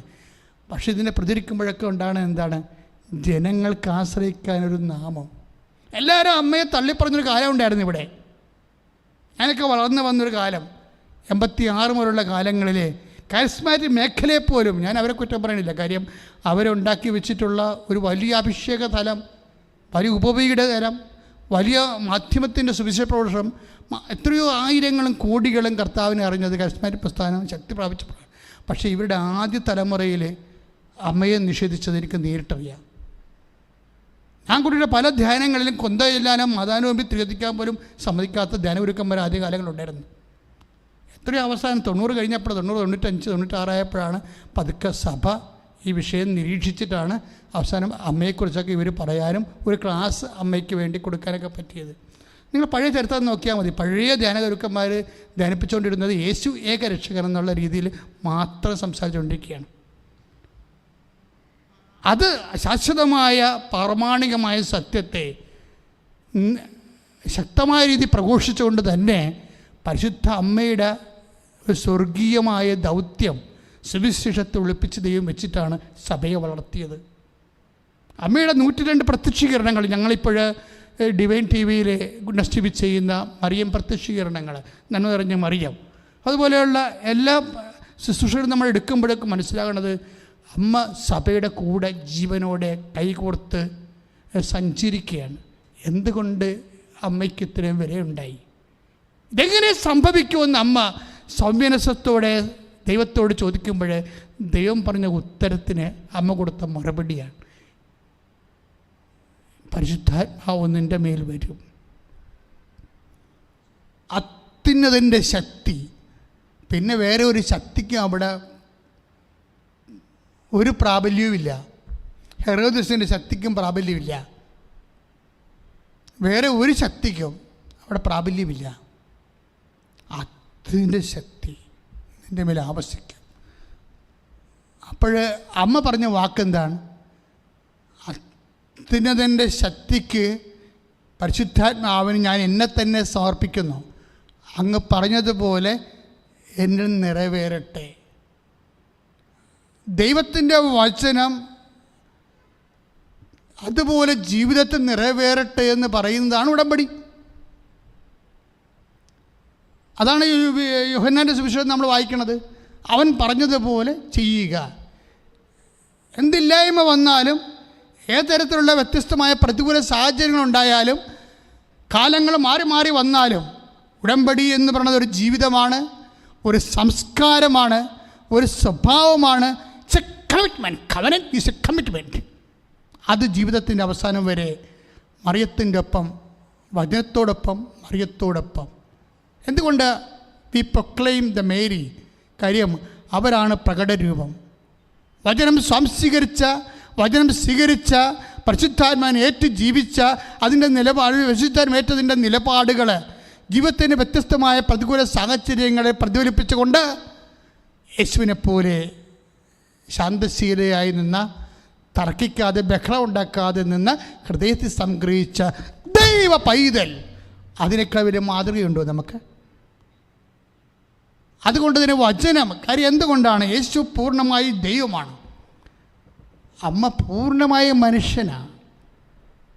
അതുകൊണ്ട് സ്വാഭാവികമായി നമുക്ക് എത്രയും പെട്ടെന്ന് നമുക്ക് എഴുതി യേശുവിനെ ദൈവമല്ലേ എന്ന് പറഞ്ഞുകൊണ്ട് വേണമെങ്കിൽ ചില ബുദ്ധിക്കിങ്കരന്മാർക്ക് എഴുതി തള്ളാം. ദൈവത്തിലൊക്കെ നടക്കും, നമ്മൾ മനുഷ്യരല്ലേ. പക്ഷേ അമ്മ ദൈവമല്ല. കംപ്ലീറ്റ് ഹ്യൂമനാണ്. പക്ഷേ പരിശുദ്ധാത്മാവ് നിറഞ്ഞാണ് അവർ ദൈവമാതാവായി മാറിയത്, തേകത്തോക്കസായി മാറിയത്. അതിന് അനാദി കാലം മുതലേ ദൈവം എടുത്ത തീരുമാനമുണ്ട്. അമലോത്ഭവം എന്ന അമ്മയുടെ ജന്മം ഉൾപ്പെടെയുള്ള ദൈവമാതൃത്വത്തിലേക്ക് അവളെ വിളിച്ച മനുഷ്യരക്ഷയുടെ ദൈവിക തീരുമാനമുണ്ട്. പക്ഷേ അതെന്ത് തീരുമാനമായാലും ആ തീരുമാനങ്ങളുടെ എല്ലാം ഫിയാത്ത്, ഇതാ കർത്താവിൻ്റെ ദാസി എന്ന് പറയാൻ, അത് കൃപയാണ് സഹോദരങ്ങളെ. കഴിഞ്ഞ ദിവസങ്ങളൊരു സംഭവം ഉണ്ടായി. ഞാൻ ആ ഒരു സംഭവത്തെ അനുസ്മരിച്ചുകൊണ്ട് ശുശ്രൂഷ രോഗശാന്തി പ്രാർത്ഥനയിലേക്ക് പ്രവേശിക്കാൻ ആഗ്രഹിക്കുകയും എനിക്ക് ഭയങ്കര എന്നെ വല്ലാതെ വിഷമിപ്പിച്ച സംഭവം. അപ്പോൾ ഞാൻ അടുത്താടെ നിൽക്കുകയും ഒരമ്മച്ചി വന്നു. ഞാൻ എവിടെ നിന്നാണ് വന്നതെന്ന് പറയണില്ല, അവിടെ ബന്ധുക്കളൊക്കെ അത് കേൾക്കുന്ന കാരണമാണ് പറയാത്തത്. അവിടെ ഭർത്താവിൻ്റെ മരണം ഒരു ദാരുണമായ മരണമാണ്. എന്താ മരണം വെച്ചാൽ അവർക്ക് ഭർത്താവിനെ അസുഖമായിട്ട് ആശുപത്രി കൊണ്ടുപോയി. കൊറോണയാണെന്നും പറഞ്ഞ് ഈ മനുഷ്യനെ അന്നത്തെ രീതിയിലുള്ള ക്വാറൻറ്റൈനിലേക്ക് മാറ്റി. ഇന്ന് ക്വാറൻറ്റൈനൊക്കെ ആൾക്കാർ വീട്ടിലാണ് എടുക്കുന്നത്. പക്ഷെ അന്നത്തെ ക്വാറൻറ്റൈൻ എന്ന് വെച്ച് കഴിഞ്ഞാൽ വീട്ടിൽ നിന്നും കൊണ്ടുപോയി, വീട്ടുകാർക്കും വേണ്ടാത്തൊരു കാലം ഉണ്ടായിരുന്നു. ഇപ്പോൾ വാക്സിനൊക്കെ എടുക്കണമെന്നില്ല, എല്ലാവരും വാക്സിൻ കൃത്യമായിട്ട് എടുക്കണം. അതുകൊണ്ടാണ് ഇപ്പോൾ ആൾക്കാർ കുറച്ചെങ്കിലുമൊക്കെ നമുക്കൊരു പൊതു ജീവിതം ഉള്ളത്. അനേകം മനുഷ്യരുടെ പ്രാർത്ഥന, കൃപാസനത്തിന് എന്തുമാത്രം പ്രാർത്ഥനകൾ നടന്നിട്ടുണ്ട് ഈ വാക്സിൻ കണ്ടുപിടിക്കാൻ വേണ്ടി. ലോകത്ത് ആരെങ്കിലും ദൈവം പ്രത്യേകമായി അഭിഷേകം ചെയ്യണമെന്ന്. കാര്യം പെട്ടെന്ന് വേണമല്ലോ, എമർജൻസി ആയിട്ട് വേണ്ട കാര്യമല്ലേ. ആൾക്കാരിങ്ങനെ മരിച്ചു കൂടിക്കൊണ്ടിരിക്കണം, അതൊരു കാലമല്ലേ. നമ്മൾ സൂക്ഷിക്കാനുള്ളത് ദൈവം ബുദ്ധിയും ബോധവും വിവേകവും മനുഷ്യന് കൊടുത്തിട്ടുണ്ട്. അത് അപ്പോഴപ്പോൾ വന്ന് ദൈവം ഇങ്ങനെ പറഞ്ഞുകൊണ്ടിരിക്കാനല്ല, നമ്മൾ തന്നെ സൂക്ഷിക്കാൻ വേണ്ടിയുള്ളതാണ്. ഞാൻ പറഞ്ഞു വരുന്നതിൻ്റെ വിഷയം, ഈ അപ്പച്ചൻ്റെ ബോഡി അവർ കത്തിച്ച് കളഞ്ഞു. വീട്ടിൽ നിന്ന് എങ്ങനെയാണ് പോയത്? വീട്ടിൽ നിന്ന് പോയത് അപ്പൻഡിക്സിൻ്റെ അസുഖമായിട്ട് പോയതാണ്. അപ്പൻഡിക്സിൻ്റെ അസുഖമായിട്ട് പോയ ആൾ, ആ അമ്മച്ചി എന്നോട് കരഞ്ഞ് പറയണം, ഞാൻ അവസാനം കാണുമ്പോൾ ഞങ്ങൾ ആരും അടുപ്പിക്കുന്നില്ലായിരുന്നു വെച്ചാന്ന് പറയും. പക്ഷേ അപ്പൻഡിക്സിൻ്റെ അസുഖമായിട്ട് പോയത് ആളെ ശ്രദ്ധിക്കാതെ കൊറോണയാണെന്ന് പറഞ്ഞ് മാറ്റിയിട്ട് ഇന്നും ആ അമ്മച്ചി വിശ്വസിക്കുന്നില്ല ആ മനുഷ്യന് കൊറോണ ഇല്ലായിരുന്നു. അത് വീട്ടിൽ ആർക്കും ഇല്ല. കാര്യം നല്ല എനർജറ്റിക് ആയിട്ടിരുന്നൊരു മനുഷ്യനല്ലേ, വളരെ ഹാപ്പി ആയിട്ടിരുന്നൊരു മനുഷ്യൻ. വയറിനൊരു വേദന ഉണ്ടായിരുന്നു, അതിനെ കൊണ്ട് കൊണ്ടുചെന്നതാണ്. പക്ഷെ കൊണ്ടുചെന്ന കൂട്ടത്തിൽ ആളെ തട്ടിക്കളഞ്ഞ് ക്വാറൻറ്റൈനിലേക്ക്. അവിടെ കിടന്ന ക്വാറൻറ്റൈനിൽ കിടന്ന രോഗികളുടെ രോഗങ്ങൾ പിടിച്ച് ആൾ കത്തിച്ച് കളയണ അവസ്ഥയിലായിപ്പോയി. അപ്പോൾ കാണാൻ പോലും പറ്റിയില്ലെന്ന് പറയുമ്പോഴേ ഞാൻ ഇങ്ങനെ ഈ ലോകത്തിൻ്റെ ഉപ്പ് തൂണ് പോലെ നിൽക്കുകയാണ് കേട്ടിട്ട്. എനിക്കാണ് സഹിക്കാൻ പറ്റണില്ല. ഇങ്ങനെയൊക്കെ നടക്കണില്ല നമ്മുടെ ലോകത്തുനിന്ന്. അപ്പോൾ ഞാൻ നിങ്ങൾക്ക് പറയണമെങ്കിലേ, നിങ്ങളുടെ ഭർത്താവാണ് ഇങ്ങനെ നിങ്ങളോട് ചിരിച്ചുകൊണ്ട് ആശുപത്രിയിലോട്ട് പോയിട്ട് തിരിച്ച് കത്തിച്ച് പോയെന്ന് പറഞ്ഞാൽ നിങ്ങൾക്ക് എന്ത് തോന്നും?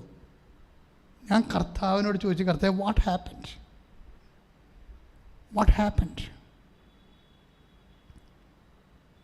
അമ്മ ഇതെങ്ങനെ സംഭവിക്കുമെന്ന് അമ്മ ചോദിച്ചത്. ഞാൻ ചോദിച്ചത് എങ്ങനെ സംഭവിച്ചോ എന്നാണ് ചോദിച്ചത്. രണ്ടും ചോദ്യം ഒന്ന് തന്നെ. ഞാൻ യേശുവിനോട് സ്നേഹത്തോടെ തന്നെയാണ് ചോദിച്ചത്. കാര്യം എന്താണെന്നറിയാം, ഇതുപോലെയുള്ള സങ്കടക്കാർ ഇനി വന്നാൽ ഞാൻ എന്ത് പറഞ്ഞു കൊടുക്കുമോ അവരോട്? എന്ത് പറഞ്ഞ് അവരെ ആശ്വസിപ്പിക്കുമോ? എനിക്കറിയാൻ പാടില്ല. ഞാൻ അവർ പോയി കഴിഞ്ഞപ്പോൾ തന്നെ കർത്താവിൻ്റെ ആൾത്താരെ കർത്താവിൻ്റെ കാര്യം കെട്ടിവിടും. ഞാൻ ജീസസ് വാട്ട് ഹാപ്പൻഡ് എന്ന് ചോദിച്ചിട്ട് ഞാൻ തിരിച്ചു വന്ന ആൾത്താരെ എന്ന് എൻ്റെ വചനം ഓപ്പൺ ചെയ്തപ്പോൾ എനിക്ക് കിട്ടിയ വചനമുണ്ട്. അത് ഗംഭീരമായൊരു വചനമാണ്. ഈ വചനത്തിലൂടെ എൻ്റെ മക്കളെ, നിങ്ങൾക്കൊരു 10-12 വയസ്സെങ്കിലും ആയെങ്കിൽ വചനത്തിലൂടെ കർത്താവ് സംസാരിക്കുന്ന വിഷയത്തിലേക്ക് നിങ്ങൾ പരിശീലനം നേടണം കേട്ടോ. കാര്യം എല്ലാവരോടും ദൈവം സംസാരിക്കും. നമ്മൾ ദൈവത്തിൻ്റെ വചനം, വിശുദ്ധി എന്ന് പറഞ്ഞാൽ എന്താണ്? ദൈവത്തിൻ്റെ വചനം പാലിച്ച് ജീവിക്കുന്നതാണ് വിശുദ്ധി എന്ന് പറയണത്. അല്ലാതെ നമുക്ക് വേറെ ഇങ്ങനെ അളന്നും തൂക്കിയും തരണ വിശുദ്ധിയില്ല. നമ്മുടെ വിശുദ്ധി എന്താണ്? കർത്താവിൻ്റെ വചനങ്ങൾ പാലിച്ചു, പരിശുദ്ധാത്മാവിൻ്റെ വരപ്രസാദങ്ങളോടുള്ള ജീവിതത്തിലാണ് വിശുദ്ധി എന്ന് പറയണത്. അതുകൊണ്ടാണ് എപ്പോഴും നിയമങ്ങളെ എപ്പോഴും പൗലോസ് അപ്പോസ്തലൻ കർക്കശ്യമായിട്ട് എതിർക്കുന്നത്. നിയമത്താലല്ല ഞാൻ നീതീകരിക്കപ്പെട്ടത്, കർത്താവിൻ്റെ വചനത്താലാണ്, വിശ്വാസത്താലാണെന്നൊക്കെ പറയണത്. എന്താണ്? വിശ്വാസത്തിന് വചനത്തിലാണ് നമ്മൾ വിശ്വസിക്കുന്നത്, അവിടെ നിന്നാണ് വിശുദ്ധി ഉണ്ടാകുന്നത്. അതുകൊണ്ട് പൗലോസ് അങ്ങനെ സംസാരിക്കും. അപ്പോൾ എനിക്ക് കർത്താവ് എന്നോട് പറഞ്ഞത് 17:10 എന്താ 17:10 എന്ന് വന്നിരിക്കുന്നതെന്നറിയോ? അതായത് ഇതുപോലെ തന്നെ നിങ്ങളും കൽപ്പിക്കപ്പെട്ടെല്ലാം ചെയ്തതിന് ശേഷം ഞങ്ങൾ പ്രയോജനമില്ലാത്ത ദാസന്മാരാണ്, കടമ നിർവഹിക്കുക മാത്രമേ ചെയ്തിട്ടുള്ളൂ എന്ന് പറയുവിൻ. ഇത് വായിച്ചപ്പോൾ നിങ്ങൾക്ക് മനസ്സിലായി കാണത്തില്ല, പക്ഷേ എനിക്ക് പെട്ടെന്ന് മനസ്സിലായി. എന്താ കാര്യം? അതിൻ്റെ മുമ്പിലുള്ള കാര്യം പോവാണ്. ഇവർ കർത്താവ് എന്താ പറയണത്?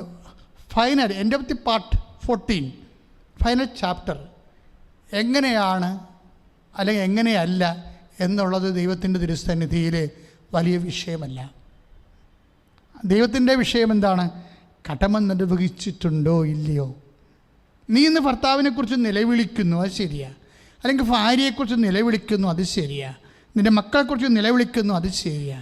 പക്ഷേ അല്ലെങ്കിൽ മാതാപിതാക്കന്മാരെക്കുറിച്ച് നിലവിളിക്കുന്നു, അത് ശരിയാ. പക്ഷേ ജീവിച്ചിരുന്നപ്പോൾ അവരോടുള്ള കടമ നിർവഹിച്ചിട്ടുണ്ടോ ഇല്ലയോ, അതിലാണ് നീ സങ്കടപ്പെടേണ്ടതെന്ന്. Praise the Lord. എന്താ അതായത് എനിക്ക് ഹിറ്റായത് എന്നുവെച്ചാൽ കർത്താവ് എന്നോടത് സംസാരിച്ചപ്പോഴേ, അതായത് അതെല്ലാവർക്കും വേണ്ടിയുള്ളൊരു വചനമാണ്. അതായത് whatever happen to us in the last doesn't make anything.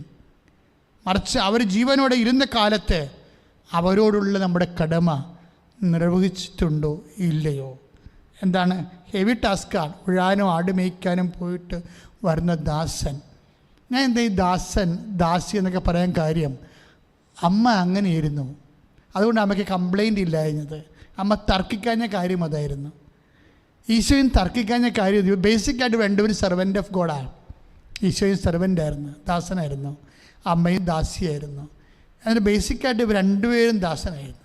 എന്തിന് ദാസൻ? ദൈവത്തിൻ്റെ വചനങ്ങളോട്. ദൈവത്തിൻ്റെ വചനങ്ങൾ എന്താണ് നിന്നോട് പറഞ്ഞത്?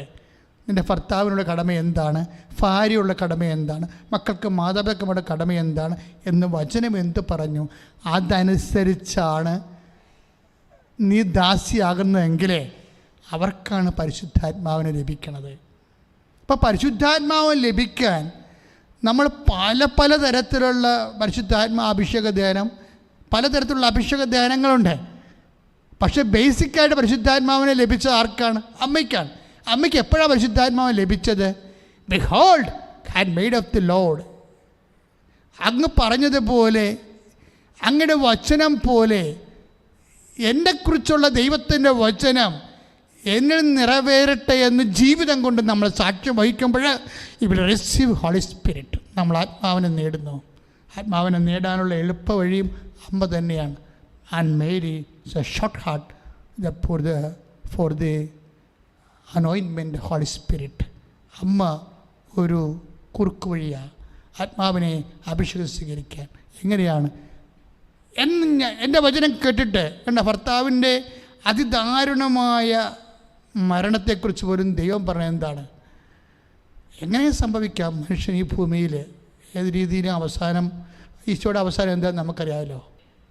ഐശയുടെ വചനങ്ങളിൽ 53:12 നമ്മൾ വായിച്ചില്ലേ? എൻ്റെ നിർമ്മലൻ അഴിഞ്ഞു പോകാൻ അനുവദിക്കത്തില്ല. സങ്കീർത്തനങ്ങളിലുണ്ട് ആ രീതിയിൽ. എന്ന് വെച്ച് കഴിഞ്ഞാൽ നിത്യതയാണ് പരിശുദ്ധാത്മാവിൻ്റെ ഏറ്റവും വലിയ the fruit of the Holy Spirit is ultimately the heaven. പരിശുദ്ധാത്മാവിൻ്റെ ഫലം എന്ന് പറയുമ്പോഴേ നമ്മൾ സ്നേഹക്ഷമ ദയ നന്മ വിശ്വസ്ത ആനന്ദം എന്ന് പറഞ്ഞാൽ ഈ ആനന്ദം എന്ന് പറഞ്ഞാൽ എന്താണെന്ന് അറിയാവോ? നിത്യാനന്ദമാണ്. ആനന്ദം എന്ന് പറഞ്ഞാൽ എന്താണ്? സന്തോഷം എന്ന് പറഞ്ഞാൽ അടിച്ചുപൊളിയാണ്. ക്രിസ്മസിന് കുറേ ആൾക്കാരെ അടിച്ചു പൊളിച്ചില്ലേ? അതാണ്. അത് പെട്ടെന്ന് കെട്ടുപോവുകയും ചെയ്യും. ആനന്ദം എന്ന് പറഞ്ഞാൽ എന്താ? അവൻ ആത്മാവിൽ ആനന്ദിച്ചു. ആത്മാവിനോട് ബന്ധപ്പെട്ട കാര്യമാണ്. അത് പരിശുദ്ധാത്മാവിൻ്റെ ഫലമാണ്. അത് നിത്യ വരെ നമ്മൾ എത്തിക്കുന്ന നിത്യതയുടെ അച്ചാരം മാത്രമല്ല, അതിൻ്റെ ഓഹരിയാണ്. നിത്യതയുടെ ഓഹരിയാണ് പരിശുദ്ധാത്മാവ്. അതിനെ നിലനിർത്താനും വളർത്താനും ഉള്ള നിലപാടെന്ന് പറയണത് ദൈവത്തിൻ്റെ വചനത്തിൽ അമ്മയെപ്പോലെ ദാസ്യത്വത്തിനായി സമർപ്പിക്കുകയും ജീവിതത്തെ കടമ ദൈവത്തിൻ്റെ അനുസ്മരിച്ചു കൊണ്ടുള്ള കടമ സഹജീവികളോട് നിറവേറ്റുകയും ചെയ്യുമ്പോഴാണ് പരിശുദ്ധാത്മാവിൽ നമ്മൾ പൂർണ്ണമായും നിറയണത്. ശ്രുതികടെ ഹല്ലേലൂയ. ഹല്ലേലൂയ ഹല്ലേലൂയ ഹല്ലേലൂയ മഹത്വം മഹത്വം ആരാധന ആരാധന ഹല്ലേലൂയ ഹല്ലേലൂയ ഹല്ലേലൂയ യേശുവേ ആരാധന ഹല്ലേലൂയ ഹല്ലേലൂയ ഹല്ലേലൂയ ഹല്ലേലൂയ മഹത്വം മഹത്വം കർത്താവിന്റെ വചനത്തിന് കീഴ്പ്പെടുവാൻ പരിശുദ്ധാത്മാവിനെ നേടുവാൻ ഞങ്ങളെ തന്നെ ദൈവത്തിന് സമർപ്പിച്ച് ദൈവഹിതം മനസ്സിലാക്കി ശിരസ് നമിക്കുവാനും കൃപയുണ്ടാകും. യേശുവേ ആരാധന സദയം തൊടേണേ സുഖമായിടും എന്റെ ഉള്ളം ചേർന്ന് പാടാം. അരികിൽ വരേണേ സദയം തൊടേണേ സുഖമായിടും എന്റെ ഉള്ളം. പരിശുദ്ധ പരമദിവ്യകാരുണ്യത്തിന് നേരവും ആരാധനയും സ്തുതിയും പുകഴ്ചയും ഉണ്ടായിരിക്കട്ടെ. പ്രിയമുള്ളവരെ, രോഗസൗഖ്യ പ്രാർത്ഥനയുടെ സമയമാണ്. കഴിഞ്ഞ ദിവസങ്ങളിൽ ഒരു സാക്ഷിയുടെ ഒരധ്യായം പറഞ്ഞത്, അദ്ദേഹം ഇപ്പോഴ് നടുവേദനയായിട്ട് വർഷങ്ങളോളം കിടപ്പിലായിരുന്നു. ജോലി ചെയ്യാൻ പറ്റാത്തൊരു മനുഷ്യൻ ഇപ്പോൾ 25 മീറ്റർ നീളവും വീതിയുമുള്ള നല്ല ആഴമുള്ള ഒരു വലിയ കുളം ഒറ്റക്ക് ഇടുക്കിയിൽ കുഴിച്ചെന്നാണ് പറഞ്ഞത്. എന്താ അദ്ദേഹത്തിന് സംഭവിച്ചത്? നടുവ് വെട്ടിക്കിടന്ന മനുഷ്യൻ, നടുവിൻ്റെ ദ്രവിച്ച മനുഷ്യന് ആരാധനയുടെ സമയത്ത് കർത്താവ് സ്പർശിച്ചു. അത് ഞാൻ തറയിൽ ആ സമയത്ത് ഈശോ വെളിപ്പെടുത്തിയത് പറഞ്ഞു. അങ്ങനെയാണ് ആ സെക്കൻഡിന് കറണ്ട് അടിക്കുന്ന പോലെ കർത്താവ് അയാളെ തൊട്ടു. അദ്ദേഹത്തിൻ്റെ സാക്ഷ്യം നിങ്ങൾ കണ്ടതാണ്. കൃപാസനത്തിലെ ഇപ്പോഴത്തെ സാക്ഷ്യങ്ങളൊക്കെ എല്ലാം നമുക്ക് ഈ കാലത്ത് ദൈവം നൽകിയ ഒരു വരദാനം പോലെയാണ്. നമുക്ക് പ്രതീക്ഷിക്കാനും പ്രത്യാശിക്കാനും ജീവിക്കാനും ഒത്തിരി സാധ്യതകൾ നൽകിക്കൊണ്ടാണ് ഉടമ്പടി ഓരോ ദിവസവും പുരോഗമിക്കുന്നത്. പക്ഷേ കുറച്ച് കഴിയുമ്പോൾ ഗവൺമെൻറ് ലോ കർശനമായിട്ട് നിങ്ങളുടെ അറിയിപ്പുകൾ നോക്കണം. കാര്യം ഒമിക്രോൺ ശക്തി പ്രാപിച്ച് ഗവൺമെൻറ് പ്രതിരോധത്തിലാകുകയാണെങ്കിൽ തീർച്ചയായിട്ടും സർക്കാരിനേക്കാൾ കർക്കശമായിട്ടായിരിക്കും നമ്മളിവിടെ ആൾക്കാരെ പ്രവേശിപ്പിക്കുന്നതും അതുപോലെ തന്നെ കൗൺസിലിങ്ങും അതുപോലെ തന്നെ. പക്ഷേ നിങ്ങൾക്ക് അറിയാം, കൃപാസനം എന്ന് പറയുന്നത് ഒരു അത്തറ ഒതുങ്ങുന്ന ശക്തിയല്ല. ഈ അത്താറയിലെ ശക്തിയാണ് കോണ്ടിനെൻ്റുകളിലേക്കും ഭൂഖണ്ഡങ്ങളിലേക്കും പോയിട്ട് വിദൂര സംവേദന സൗഖ്യം നൽകുന്നത്. അപ്പോൾ അതുകൊണ്ട് തന്നെ നിങ്ങൾ വിഷമം അനുഭവിക്കുന്ന സമയത്ത് ആരാധന പങ്കെടുത്തിരിക്കണം. ആരാധന അങ്ങ് കൂടണം, കൂടിയിട്ട് ഷെയർ ചെയ്യണം. ശരിക്കും ആൾക്കാർക്ക് സന്തോഷത്തോടെ ഷെയർ ചെയ്യണം. സക്രിയായും അമ്മയും തമ്മിലുള്ള വ്യത്യാസം എന്താണ്? കാരണം സൗമ്യത, സ്നേഹത്തോടെ, വിശ്വാസത്തോടെയാണ് അമ്മ പറയണത്. പക്ഷെ സക്കറിയ അങ്ങനെയല്ല, പൗരോഹിത്യ ഗർവോടുകൂടിയ പറയുക. കുറച്ച് റീസണും ബുദ്ധിയും ഒക്കെ കയറിപ്പോയി സക്കറിയയ്ക്ക്. പക്ഷെ മാലാഖ കുറച്ച് ചുട്ട മറുപടി കൊടുത്തു. എന്താ പറഞ്ഞത്? ആ പുരോഹിതൻ അൾത്താര എന്നിട്ട് ഒരാൾക്ക് അറിയാൻ പോലാൽ ഇവിടെ നിൽക്കണമെന്ന്. പക്ഷെ മാലാഖ പറഞ്ഞു, ഞാൻ ദൈവദുരസ്ഥാനത്തിലെ ഗബ്രിയേലാണെന്ന്. വ്യത്യാസം, ഈ വ്യത്യാസം ലോകത്തിൻ്റെ അവസാനം വരെ തുടരും. ദൈവവചനത്തോട് അഡിഹറൻസ്, ദാസനെപ്പോലെ അഡിഹറൻസ് ചെയ്യാൻ ആരെങ്കിലും ഉണ്ടെങ്കിൽ അമ്മയാണ് അവർക്ക് ആവേശം. നമ്മുടെ ആധ്യാത്മികതയുടെ ആവേശം അമ്മയാണ്. ഈശോയെ അനുഗമിച്ച ആദ്യത്തെ ആൾ, ഈശോയെ നൽകിയ ആൾ, ഈശോയെ ലോകത്തിന് കൊടുത്തയാൾ, അതാണ് ഉടമ്പടി. അതുകൊണ്ട് ഉടമ്പടിയെ നിങ്ങൾ മുറുകെ പിടിച്ചുകൊണ്ട് പ്രാർത്ഥിച്ച് മുന്നോട്ട് കയറുക. ഇപ്പോഴച്ഛൻ പ്രാർത്ഥിക്കാൻ പോവുകയാണ്. ലോകാന്തരങ്ങളിലുള്ള എല്ലാവർക്കും വേണ്ടി പ്രാർത്ഥിക്കാൻ പോവുകയാണ്. എന്നെ ഒരു ആളായിട്ട് പോലും നിങ്ങൾ കരുതേണ്ട കാര്യമില്ല. കർത്താവിന് വേണ്ടി ഒരു നാക്ക് ഉപയോഗിക്കണം, അത്രയേ ഉള്ളൂ. അല്ല, അച്ഛൻ പ്രാർത്ഥിച്ചു, എനിക്ക് സൗഖ്യം കിട്ടി, ഞാൻ അങ്ങനെ ഒന്നും സാക്ഷ്യം പറയേണ്ട പോലും കാര്യമില്ല. കാര്യം എന്താണ്? പ്രവർത്തിക്കുന്നതെല്ലാം പരിശുദ്ധാത്മാവ് അമ്മയുടെ മധ്യസ്ഥമാണ്. അമ്മയുടെ മധ്യസ്ഥത്തിൽ ഈശോയാണ് പ്രവർത്തിക്കുന്നത്. അപ്പം അതുകൊണ്ട് തന്നെ നിങ്ങൾ നെഞ്ചിൽ കൈവെക്കുക. ശ്വാസകോശ രോഗികളെ ശ്വാസകോശത്ത് കൈവെക്കുക. ഉദര രോഗികൾ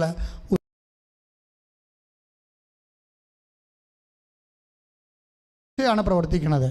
അപ്പം അതുകൊണ്ട് തന്നെ നിങ്ങൾ നെഞ്ചിൽ കൈവെക്കുക. ശ്വാസകോശ രോഗികളെ ശ്വാസകോശത്തിൽ കൈവെക്കുക, ഉദര രോഗികൾ ഉദരത്തിൽ കൈവെക്കുക, നടുവേദനയുള്ളവരും കിഡ്നി വേദനയുള്ളവരും പുറകിൽ കൈവെക്കുക. ഇതൊക്കെ ഇങ്ങനെ കൈവെക്കുക എന്ന് പറയുന്നത് എന്നോട് അമ്മ പറഞ്ഞു തന്നതാണ്. എബ്രാഹത്തിനെ കഴിച്ചപ്പോൾ എബ്രാഹാം ഭൃത്യനെ കൊണ്ട് കൈവെപ്പിച്ചിട്ടാണ്.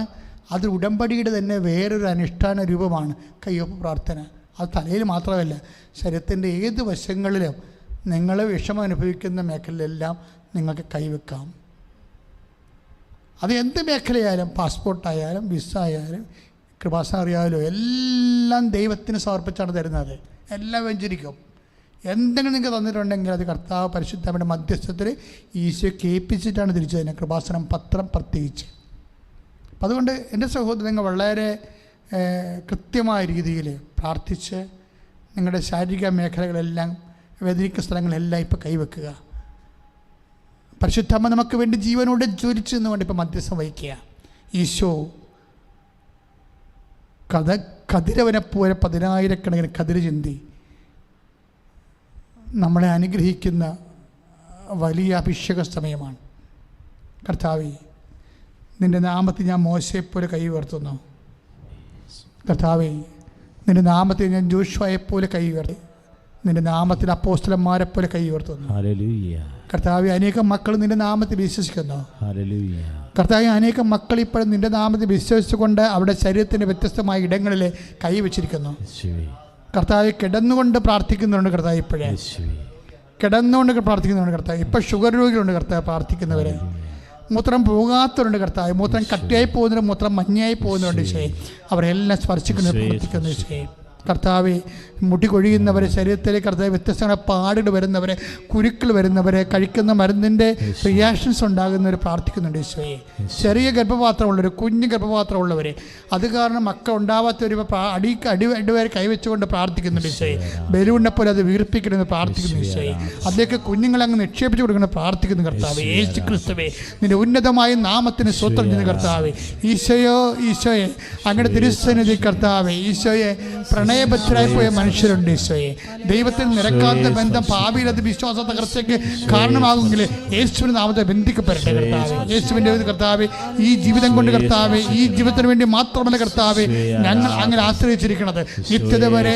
അങ്ങയുടെ കൂടെ സഞ്ചരിക്കാൻ, അങ്ങയ്ക്ക് വേണ്ടി ജീവിക്കുവാൻ. കർത്താവേ, ലോകത്തിലെ പാപത്തിൽ നിന്നും കർത്താവേ, മറ്റു പലതരത്തിലുള്ള ബന്ധനങ്ങളിൽ നിന്ന് കർത്താവ് അകപ്പെട്ടു പോയവര്, കുരുക്ക് അകപ്പെട്ടിരുന്നതിന് യേശുക്രിസ്തു ഉന്നതമായ നാമത്തിൽ കുരുക്കുകൾ വെട്ടിമുറിക്കപ്പെട്ട് പ്രാർത്ഥിക്കുന്നു. ഈശോയെ, മദ്യപാനാസക്തികൾ, ലഹരിയുടെ ആസക്തികൾ, ജീവിതത്തിന്റെ മറ്റു തരത്തിലുള്ള ആസക്തികളിൽ നിന്ന് കർത്താവ് അങ്ങയുടെ വിശുദ്ധമായ രക്തം തളിക്കണമെന്ന് പ്രാർത്ഥിക്കുന്നു. ഈശോയെ, തളിക്കണമെന്ന് പ്രാർത്ഥിക്കുന്നു. തുറക്കപ്പെട്ടെന്ന് പറഞ്ഞ കർത്താവേ, ചെവി തുറന്ന പോലെ കർത്താവ് ശരീരത്തിന്റെ ഓരോ കുരുക്കുകൾ, കെട്ടുകൾ, യേശുക്രിസ്തു ഉന്നതമായ മാരക രോഗങ്ങൾ, തീരാവ്യാധികൾ, ക്യാൻസർ രോഗങ്ങൾ, കർത്താവ് ഇന്ന് ക്യാൻസർ 4ാം സ്റ്റേജ് കർത്താവേ, യേശുക്രിസ്തുവിന്റെ ഉന്നതമായ നാമത്തെ പ്രാർത്ഥിച്ചപ്പോൾ സൗഖ്യപ്പെട്ടൊരു കർത്താവേ, അവർ വിശ്വാസം സ്വീകരിച്ചത് കർത്താവേ ഞങ്ങൾ സാക്ഷ്യം കർത്താവേ, അതുപോലെ അനേകം മക്കൾ കർത്താവ് തീ പാർന്ന പോലെ യേശുക്രിസ്തുവിന്റെ വിശുദ്ധ രക്തം കർത്താവേ അവരിലേക്ക് തളിക്കപ്പെടാൻ പ്രാർത്ഥിക്കുന്നു. യേശുവിന്റെ അഗ്നി കർത്താവേ, പരിശുദ്ധാത്മാവിന്റെ അഗ്നി കർത്താവേ മക്കളിലേക്ക് കർത്താവെ അഭിഷേകം ചെയ്ത് പ്രാർത്ഥിക്കുന്നു.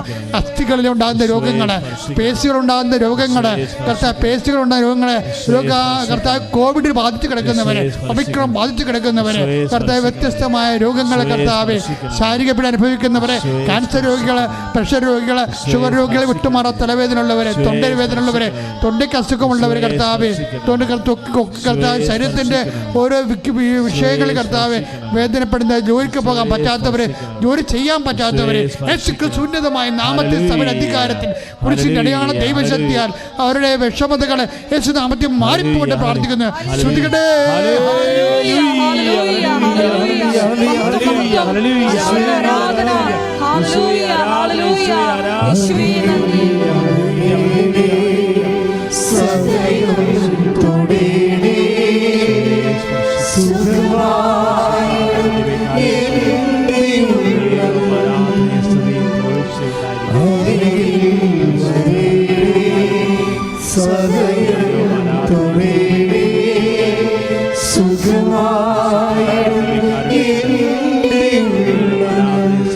പരിശുദ്ധ പരമദിവ്യകാരുണ്യത്തിന് എൻ്റെ കർത്താവായ യേശുമിശിഹായേ, നിരുന്നതമായ നാമത്തിന് സ്വസ്ത്രം ചെയ്യുന്ന കർത്താവേ, അങ്ങനെ ആശ്രയിച്ചുകൊണ്ടിരിക്കുന്നവരെ കർത്താവ്, പ്രാഥമികമായി അങ്ങയെ അറിഞ്ഞവരെ, അറിഞ്ഞതിന് ശേഷം കർത്താവെ അങ്ങനെ വളരെ ആഗ്രഹിക്കുന്നവർക്കെല്ലാം കർത്താവെ അങ്ങ് വചനം കർത്താവെ എഴുന്നള്ളിച്ച് നൽകണമെന്ന് പ്രാർത്ഥിക്കുന്നു കർത്താവെ. അവർക്ക് വചനം കൊടുക്കണമേ കർത്താവെ. ഈശോയെ പ്രിലിമിനറി വിശ്വാസത്തിലിരിക്കുന്നവരെല്ലാം നീ ഏറ്റെടുക്കണമെന്ന് പ്രാർത്ഥിച്ചേ കർത്താവ്. അവരെ അനുഗ്രഹിക്കണ കർത്താവെ. സ്രാവരോഗികളെല്ലാം സമർപ്പിച്ച് പ്രാർത്ഥിക്കുന്നു. രക്തസാര രോഗികൾ, മൊത്തം വിട്ടുവിട്ട് പോകുന്നത്, മൊത്തം നിയന്ത്രണമില്ലാതെ പോകുന്നത്, മലം നിയന്ത്രണമില്ലാതെ പോകുന്നവരെ കർത്താവെ, പല സ്ഥലങ്ങളിൽ നിന്നും പഴുപ്പുകളും കർത്താവ്, ചെവികളിൽ നിന്ന് പഴുപ്പ് പോകുന്നവരെ, തൊണ്ടവേദന രോഗമുള്ളവരെ കർത്താവ്, ശരീരത്തിൽ മുഴയുള്ളവരെ എല്ലാവരും നീ ആശ്രയിച്ച് പ്രാർത്ഥിക്കുന്നു കർത്താവ്. ഈശോ ജോലി ഇല്ലാത്തവർ, ജോലിക്ക് വേണ്ടി അന്വേഷിക്കുന്നവർ, ജോലിക്ക് വേണ്ടി പോകുന്നവരെ, ജോലി കർത്താവെ, ജോലി സംബന്ധമായ വിഷയങ്ങൾ ടെസ്റ്റ് ചെയ്യുന്നവരെ, ഇന്റർവ്യൂ എഴുതുന്നവരെ, നൈപുണ്യ പരീക്ഷകൾ, മത്സര പരീക്ഷകൾ, യോഗ്യതാ പരീക്ഷകളെല്ലാം എഴുതുന്നവരെ കർത്താവെ അങ്ങ് സ്പർശിക്കണം പ്രാർത്ഥിക്കുന്നത്. ഇതിനെല്ലാം വേണ്ടി ഉടമ്പടി എടുത്തവരെ, ഉടമ്പടി എടുക്കാൻ പോകുന്നവർ കർത്താവെ അവരെല്ലാം സാക്ഷികളാക്കി മാറ്റണമെന്ന് പ്രാർത്ഥിക്കുന്നു. എൻ്റെ കർത്താവ്, സാമ്പത്തികമായ തകർച്ചകൾ, വരുമാന മാർഗമില്ലാത്തവർ കർത്താവ്, വഴിയില്ലാത്തവർ, വീടില്ലാത്തവരെ കർത്താവ്, നടന്ന വഴികളിൽ എപ്പോഴും കലഹങ്ങളും സംഘർഷങ്ങളും സംഘട്ടനങ്ങളും ഉണ്ടായിട്ട് കർത്താവ്, കേസ് അകപ്പെട്ടിരിക്കുന്നവർ എല്ലാവരെയും വിടുവിക്കണമെന്ന് പ്രാർത്ഥിക്കുന്നു. ജീവിത പങ്കാളി കർത്താവ്, കുടുംബത്തിലുള്ളവർ, വരുമാന മാർഗമുള്ളവർ കർത്താവ്, അകപ്പെട്ടു പോയിരിക്കുന്ന അവസ്ഥകളിൽ കർത്താവ്, കടമേടിച്ച് കഴിയുന്ന കുടുംബങ്ങളെ നീ ഏറ്റെടുക്കണമെന്ന് പ്രാർത്ഥിക്കുന്നു കർത്താവ്. മക്കളെ കർത്താവ്, മക്കൾ ദൈവവിശ്വാസം കുറഞ്ഞു പോയവരെ, ദൈവവിശ്വാസം നഷ്ടപ്പെട്ടുകൊണ്ടിരിക്കുന്നവരെ കർത്താവ്, അവരെ ഏറ്റെടുക്കണം പ്രാർത്ഥിക്കുന്നു. വിവാഹ തടസ്സങ്ങളെ കർത്താവ്, അവരെ സ്പർശിക്കണമെന്ന് പ്രാർത്ഥിക്കുന്നു കർത്താവ്. എൻ്റെ കർത്താവിൻ്റെ ഉന്നതമായ നാമത്തിൽ, സഭയുടെ അധികാരത്തിൽ, കുറിച്ചിൻ്റെ അടയാളത്തിൽ, മാർഗ ജീവിത ദുരിതങ്ങൾ, തടസ്സങ്ങൾ യേശുവിന്റെ ഉന്നതമായ നാമത്തിൽ മാറിപ്പോകട്ടെ. സ്തുതിക്കട്ടെ. ഹരേ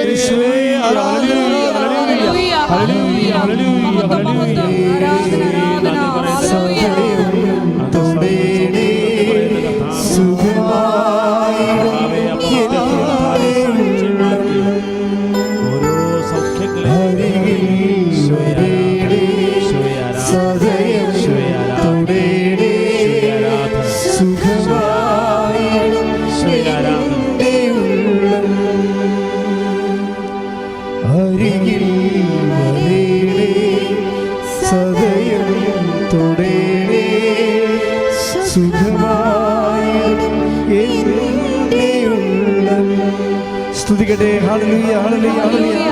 യേശുവേ ആരാധന, ആരാധന. ഹല്ലേലൂയ, ഹല്ലേലൂയ, ഹല്ലേലൂയ. യേശുവേ നന്ദി. ഹല്ലേലൂയ, ഹല്ലേലൂയ. ആരാധന, ആരാധന. യേശുവേ നന്ദി, യേശുവേ മഹത്വം. ഹല്ലേലൂയ, ഹല്ലേലൂയ, ഹല്ലേലൂയ. യേശുവേ ആരാധന, യേശുവേ ആരാധന.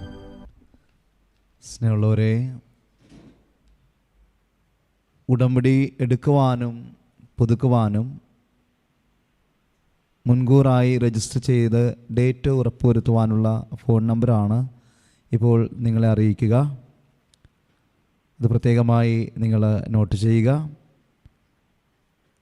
താഴെ പറയുന്ന നമ്പറുകളിലാണ് നമ്മൾ വിളിച്ച് ബുക്ക് ചെയ്യേണ്ടത്. അതിതാണ് 98 47 48 15 87.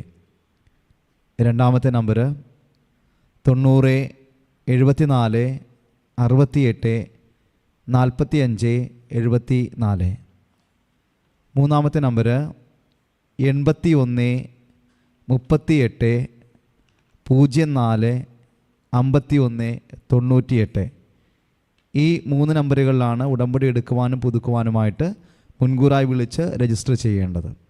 അതോടൊപ്പം തന്നെ എല്ലാ ദിവസവും ഇവിടെ സാക്ഷ്യം പറയുവാനായിട്ട് നമുക്ക് അവസരമുണ്ട്. സാക്ഷ്യങ്ങളുള്ളവർ അത് പ്രത്യേകമായിട്ട് ഓർക്കുക. അതോടൊപ്പം തന്നെ ഉടമ്പടി ധ്യാനങ്ങൾ എല്ലാ ചൊവ്വാഴ്ചകളിലും നിങ്ങൾ ഓൺലൈനായിട്ട് വേണം പങ്കുചേരുവാനായിട്ട്. അതുകൊണ്ട് അതോടൊപ്പം തന്നെ ഷെക്കീന ടി വിയിലും അത് 11:30 മുതൽ 1:30 വരെ സമയങ്ങളിൽ സംപ്രേഷണം ചെയ്യുന്നുണ്ട്. എങ്കിലും നമ്മുടെ കൃപാസനം യൂട്യൂബ് ചാനൽ കഴിവതും എല്ലാവരും അത് യൂസ് ചെയ്യുക. നമുക്കറിയാം, കഴിവുള്ള എല്ലാവർക്കും അത് ഷെയർ ചെയ്യുക. കാരണം പരിശുദ്ധ അമ്മയുടെ നാമത്തിൽ ദൈവവചനങ്ങൾ എല്ലാവരിലേക്കും നമ്മൾ കൊടുക്കാൻ വിളിക്കപ്പെട്ടിരിക്കുന്നു. ആയതിനാൽ സ്നേഹത്തോടുകൂടെ നിങ്ങളെല്ലാവരും ഇവിടുത്തെ എല്ലാ ധ്യാനങ്ങളും ശുശ്രൂഷകളും സാക്ഷ്യങ്ങളും എല്ലാവർക്കും ഷെയർ ചെയ്യണമെന്നും പ്രത്യേകമായിട്ട് ഓർമ്മിപ്പിക്കുകയാണ്. ഇപ്പോൾ നമ്മൾ ഈശോയുടെ അനുഗ്രഹത്തിന് വേണ്ടി ഒരുങ്ങുന്നു. എല്ലാവരും പ്രാർത്ഥനാപൂർവം ആയിരിക്കുക. സ്തുതിപ്പുകളോടെ യേശുവേ ആരാധന, ഹല്ലേലൂയ, ഹല്ലേലൂയ, ഹല്ലേലൂയ. ശിരസ്സുകൾ വെച്ച് ദിവികാരുണ്യനാഥന്റെ ആശീർവാദം സ്വീകരിക്കാം. ഹല്ലേലൂയ, ഹല്ലേലൂയ. നിങ്ങളെ ആശീർവദിക്കുന്നു. കരങ്ങൾ ഉയർത്തിക്കൊണ്ട് ശക്തമായി സ്തുതിക്കട്ടെ. ഹല്ലേലൂയ, ഹല്ലേലൂയ, ഹല്ലേലൂയ, ഹല്ലേലൂയ, ഹല്ലേലൂയ. യേശുവേ സ്തോത്രം, യേശുവേ നന്ദി. നന്ദി കർത്താവേ, സ്തോത്രം ദൈവമേ, ഹല്ലേലൂയ. ഇത് കർത്താവ് നമ്മളെ ആശീർവദിക്കുകയാണ്. ഉടമ്പടിയുടെ ഓരോ നിയോഗങ്ങളുടെ മേല് നിങ്ങൾ സമർപ്പിച്ച 6 നിയോഗങ്ങളുടെ മേല് ഉടമ്പടി പുതുക്കി സമർപ്പിച്ച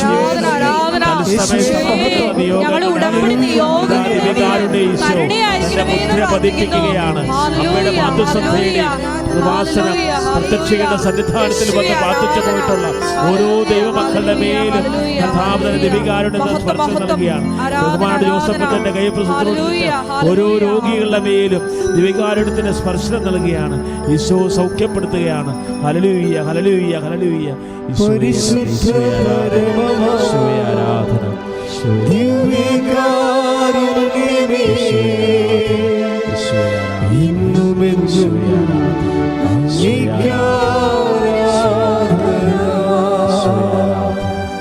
പരിശുദ്ധ പരമമാ ദിവ്യകാരുണ്യമേ, ഇന്നുമെന്നും അങ്ങേക്കാരാധന. പരിശുദ്ധ പരമമാ ദിവ്യകാരുണ്യമേ, ഇന്നുമെന്നും അങ്ങേക്കാരാധന.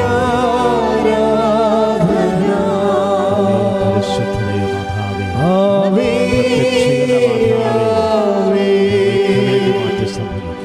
ആവേ മറിയ, ആവേ ആവേ ആവേ